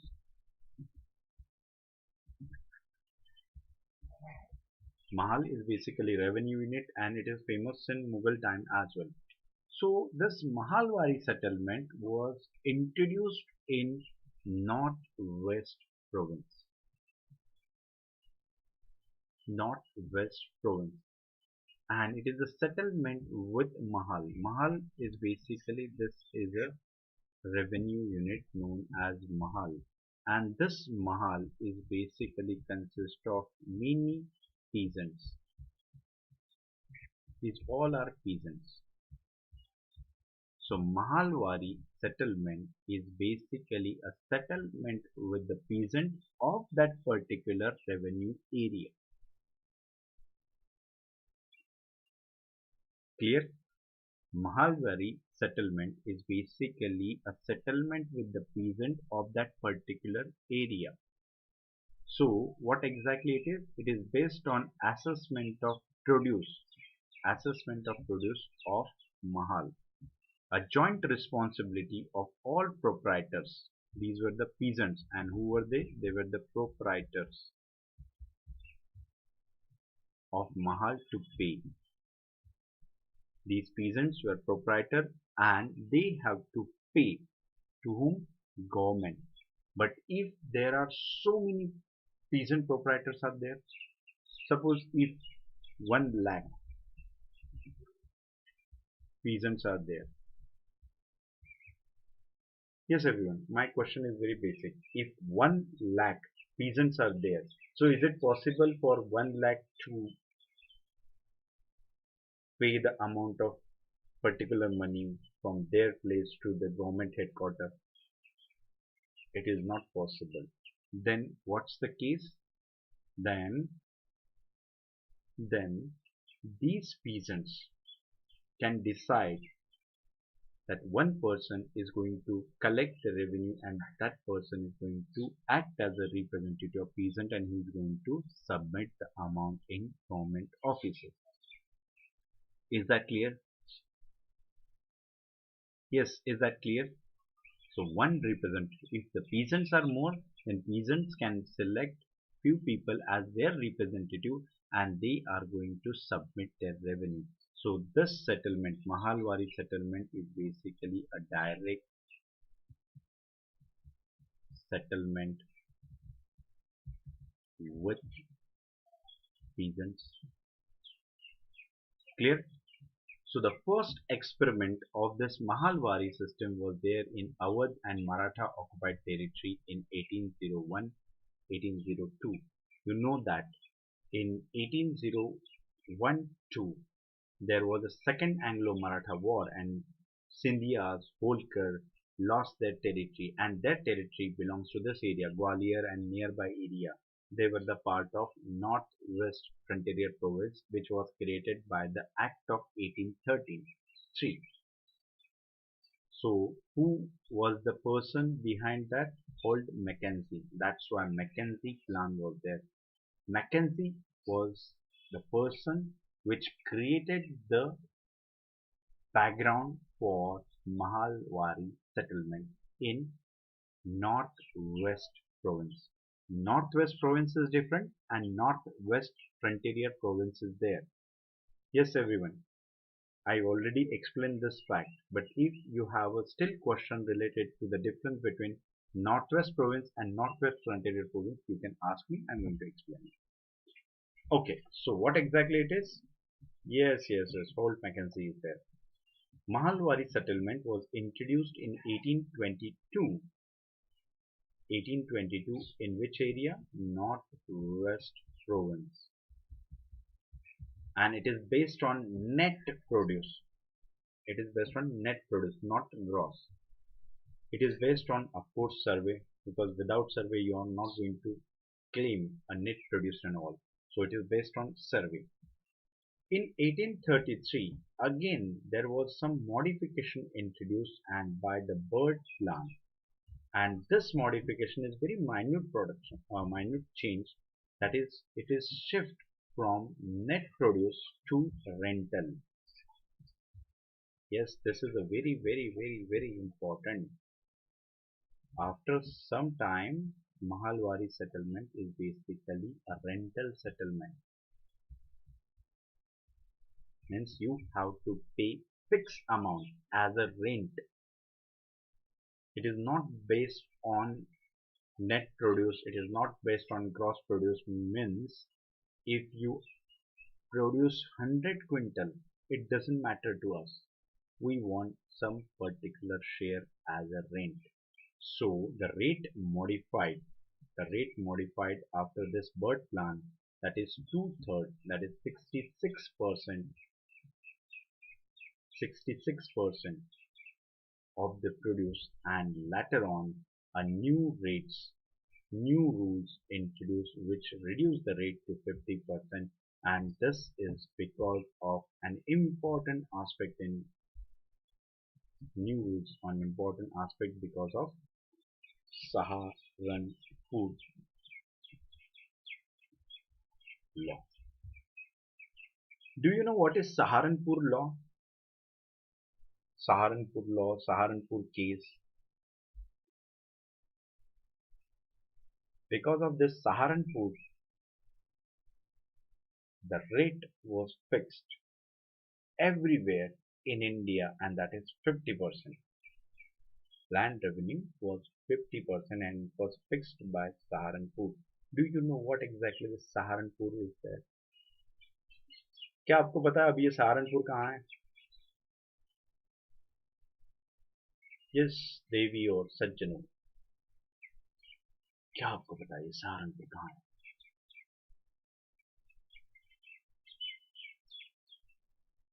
कभी सुना है नाम सहारनपुर का? यदि नहीं सुना है तो आपने किताब नहीं पढ़ी है. नाम सुना नहीं है तो आपने किताब नहीं पढ़ी है, हम गारंटेड कह सकते हैं. Because in revenue settlement, this is the most important case which change everything. The 50%, just imagine the reduction in the land revenue rate to 50%. It is because of that Saharanpur. Yes, Saharanpur, it is a place in Uttar Pradesh. Clear? So Mahalwari settlement is clear to all of you. Mahalwari settlement, क्या बात कर रहे हो अबे? You haven't really? It is in UP. Mahalwari settlement. So of course the area Northwest Province. It was introduced initially as an experimental basis in Awadh and Maratha territory. It was introduced in 1822 through Mackenzie Plan. In 1833, new modification to the bird plan. This bird plan basically shifted from net produce to rental, and this rent is also modified. It is reduced to 50% of the produce. Now it is clear. Mahalwari is clear to all of you. Yes, Mahalwari is clear. I don't think so. You are having any problem related to the Mahalwari settlement. Yes, जागो मोहन प्यारे जागो चाय पीने का time आ गया है. Yes, is that the case? If it is the case, then please wait for some time. This is not the time to have a tea because tea break is there at 4 o'clock. Yes, everyone. अरे देश वहां सियाचिन में जवान खड़े हैं और आप यहाँ पे पढ़ाई के लिए बैठ नहीं सकते हो. वहां सुबह सुबह जवान परेड करने गए हैं, उधर किसान सुबह सुबह ट्रैक्टर से निकल पड़े और आप कहाँ हो? जागो.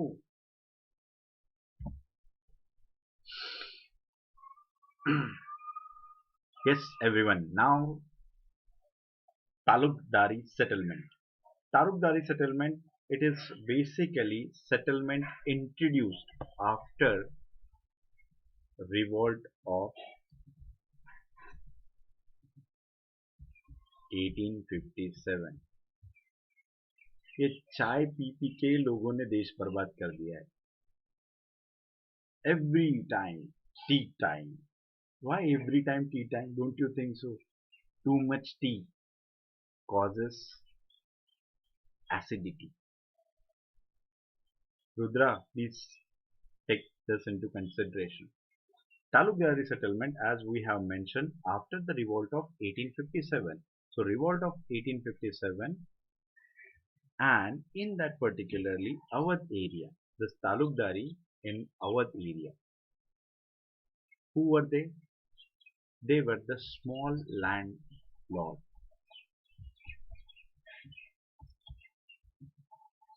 They were the small landlord, and there was a discontent among them. And you know, after 1857, Britishers changed their attitude towards these people. These means native state, zamindars, talukdars, and why it is so?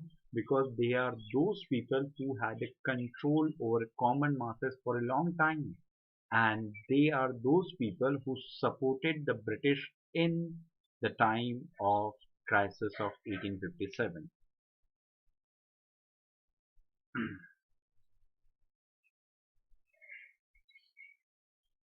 Yes, it was the case in 1857. So that's why Britishers do not want to make anyone angry. They want to pacify everyone. So discontent was there with the Talukdar. So they made Talukdar as a Zamindar. So Talukdar made the proprietors and the sub-proprietary right given to the individual peasant. And these individual peasants are basically from mostly from the family of Talukdar.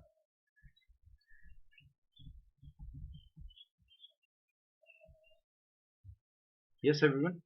So Talukdar made the proprietors and the sub-proprietary right given to the individual peasant. This settlement is for 30 years, and Talukdar is having responsibility to pay. Means in short, ये तालुकदारी system आपको बताई जाए ना, तो suppose एक ये जमीन है, जमीन का टुकड़ा है. उस जमीन के टुकड़े में सपोज एक बंदे को हमने कह दिया कि बेटा तुम आज से तालुकदार, जमींदार की तरह एक तालुकदार, और तुम्हारे घर के ही मेंबर यहाँ पे छोटे छोटे किसान बन के रहो. तुम इनसे वसूल करो और इनसे वसूल करके हमें दे दो. Yes, is that clear? Is that clear? What Talukdari is? Talukdari is very small settlement. It is for 30 years. It is introduced in Awadh area. Why? Because the Talukdars of Awadh area were unsatisfied to meet them satisfied, to make them pacify, Britishers introduced this system. They made the talukdar as a kind of zamindar and his family members as a peasant. Okay, next important, and yes, don't worry, do not take too much tension. We are about to end this session. हाँ अब क्या और कितनी system है, जितनी है उतनी बताएंगे ना, हम घर से थोड़ी बनाएंगे कि हाँ भाई आज ये नई सिस्टम बना दिया. Now the next aspect. Yes, we are about to end, so please be there, awake, arise, and not stop till the goal is reached. Be dynamic. मैंने विवेकानंद जी ने कहा है, तो एटलीस्ट भाई साहब उनकी तो इज्जत कर ही सकते हो आप लोग. Good. Malgujari settlement. Malgujari settlement, basically this settlement is in central India. Who were Malgujar? Malgujar were the traditional revenue collector in central India.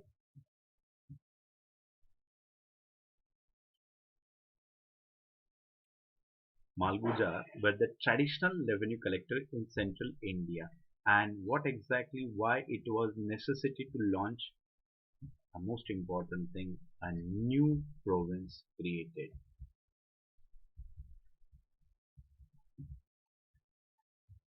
Yes, everyone, a new province created known as Central Province. As the new province created, so there is a requirement of introduction of new system. So Britishers found Malguzar are traditional revenue collectors.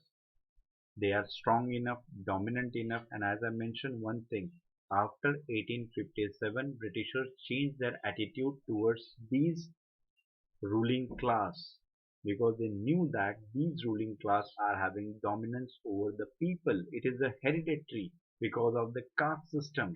This dominance was present, and that is the reason they do not want to make them angry. So such kind of system they introduced at many places. A very best example that these Malguzars converted into zamindars and the settlement with them, that is Malguzari, a traditional land revenue collector in central province, and basically the central province, central area means area near Nagpur. The Nagpur and nearby area is covered by this. This system was introduced in 1863. This system is for 30 years and rate is 50%, of course because of Saharanpur rule. The Saharanpur rule made everywhere rule clear, that is 50% British are going to charge as a land revenue. Who is the person associated with? Richard Temple. Mandir. Richard Temple associated with it. This is the man behind the Malguzari system. And remember one thing, in the questions like revenue settlement, UPSC is usually asked a person which is related to which settlement, as Richard Temple is related to Malguzari, Thomas Munro, Alexander Reed, Elphinstone, Rayatwari. Along with that, Holt Mackenzie. Yes, so such kind of sim, even John Shore. So you have to remember this thing. When the land revenue settlement you are going to read for your own, for prelims and main, please remember this thing, which system, which area, which person introduced, what type of system was there, whether it is a direct settlement or indirect settlement.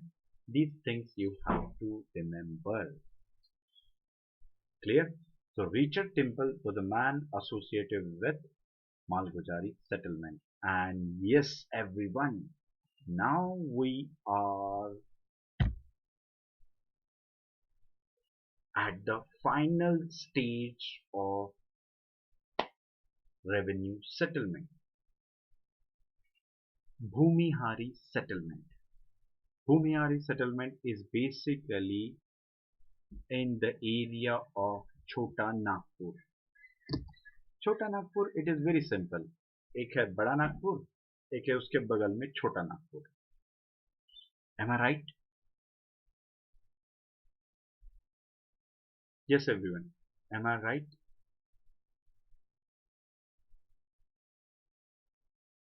छोटा नागपुर कहाँ है? बड़े नागपुर के पास। बड़ा नागपुर कहाँ है? छोटा नागपुर के पास। Simple.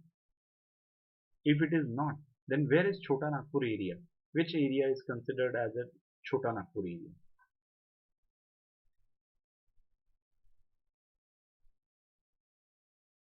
Yes, Abhay said it is Jharkhand. Whether this area is restricted to Jharkhand only, or whether we get the references of Chota Nagpur area in other state as well.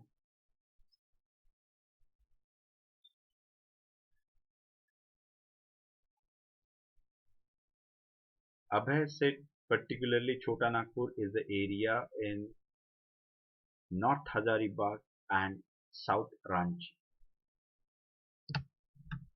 Exactly.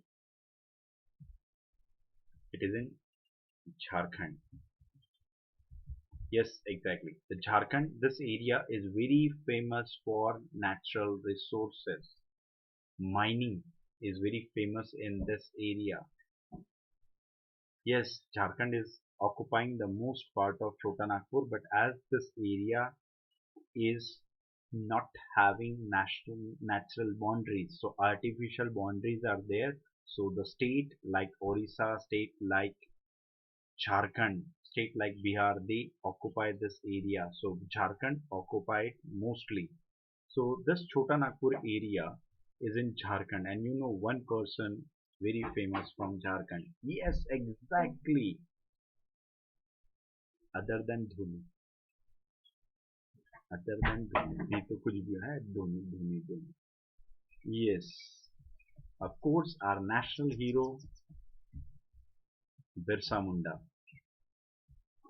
Birsa Munda is related to Ulagan rebellion. Yes, he is the national hero Birsa Munda. So what exactly and why this thing was there? So Bhumihari system was basically a zamindari settlement with the tribal area. Zamindari settlement with the tribal. What happened here? What happened here? The destruction of the ancient old Kuntkati system. Kuntkati system was a traditional tribal land revenue collection system was abolished, destructed. Instead of that, they made the settlement with the tribal in the form of Bhumihar, and this Bhumihar made zamindars. Now these Bhumihars became the zamindars, and the land, as you know, in forest area, tribal, they are having collective ownership. But this system introduced the individual ownership,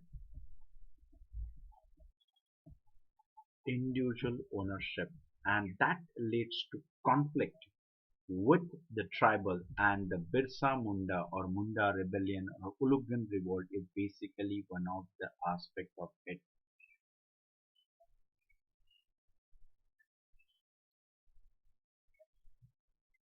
Clear? Abhay, basically it is not the case that once means suddenly they are going to establish this system. As we mentioned, Malguzar were present there. Zamindar present were there. Khots present were there. Basically, who are they? They are basically a traditional land holding group. But zamindari is a proprietary right. A right is given to them to collect the land revenue. And this is the tribal area, because you know that in ancient times and in medieval times, tribal area was untouched. Tribals were paying tribute to the king, but Britishers abolished that system and they introduced the new system, and they ended their old traditional system. And when they introduced this system, they introduced this Bhumihari system there in that particular area. Now you get it? Yes, sir. Now you get it? So this settlement was there, and there was a reaction to this new type of settlement in the form of Birsa Munda rebellion, and that's why there were some modification introduced in this particular area. Yes, the land revenue is also rate decreased. There were acts made after that. So this is the Bhumiyari system, which is related with the part of Zamindari settlement in Chota Nagpur area. Is that clear? Yes, is that clear to you? No question, no confusion, no doubt.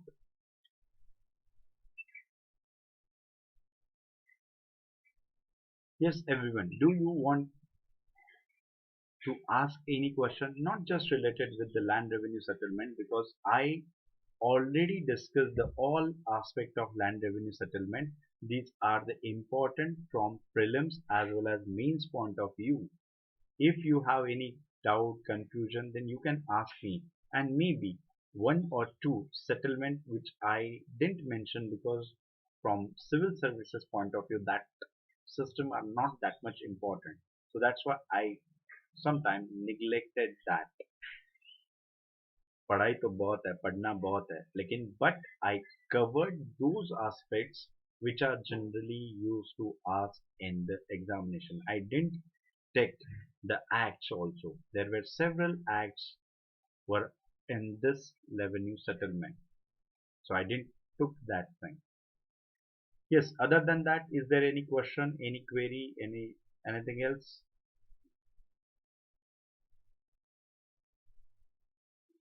Yes, any question, any query, not just related with this, if it is related with your preparation, if it is related to your strategy, anything, if you are having that, just ask me.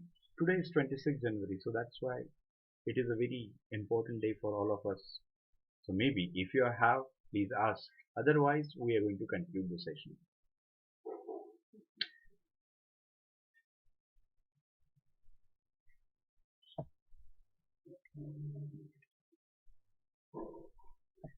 No, nothing.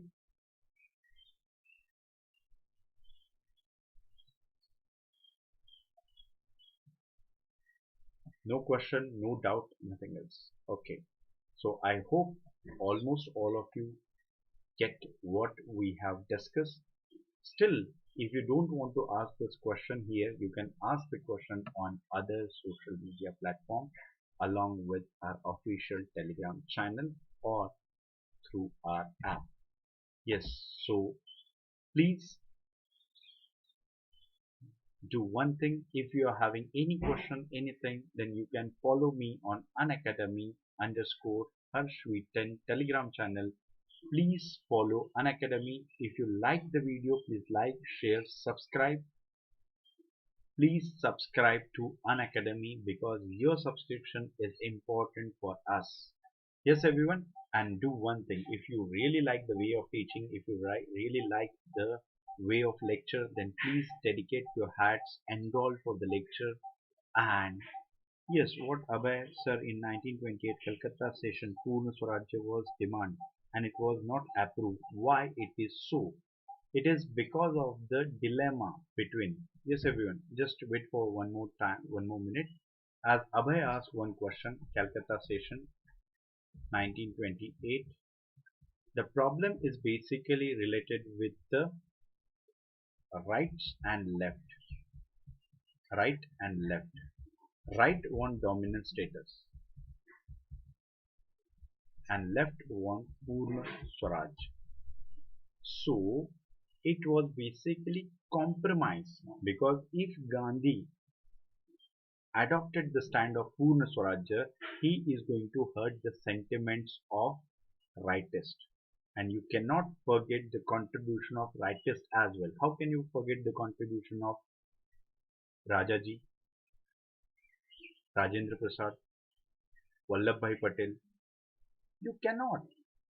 So, along with Motilal Nehru, he wrote the Nehru Report, and in that Nehru Report, there was a demand of dominant status.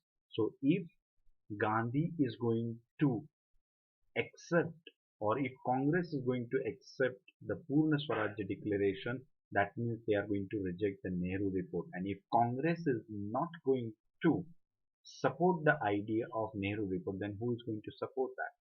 So Gandhi played a very crucial role there. Gandhi acted as a modulator in between these, and he made the compromise that he said that if British government is not going to accept the demand of dominant status within a year, then from next year onward, demand of Indian National Congress is very clear, and that is Purna Swaraj. So it is a win-win situation for both. Is that clear? Yes, Abhay, is that clear?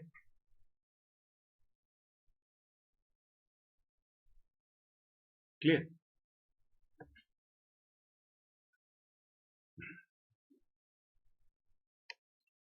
Yes, everyone. So that's all for now. Tomorrow we will have economics lecture. Please do not miss that. We are going to discuss the inflation and its impact on the economy. Yes.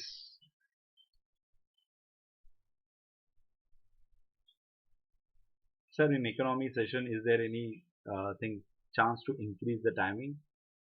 Yes, we are going to conduct the session on app. But on YouTube, I have very limited time concern, so we are going to take the lecture on the app. Yes, that's all for today's lecture. Please like, share, subscribe. Thank you very much for your valuable time. Once again, happy Republic Day to all of you. Jai Hind. Take care. Stay happy.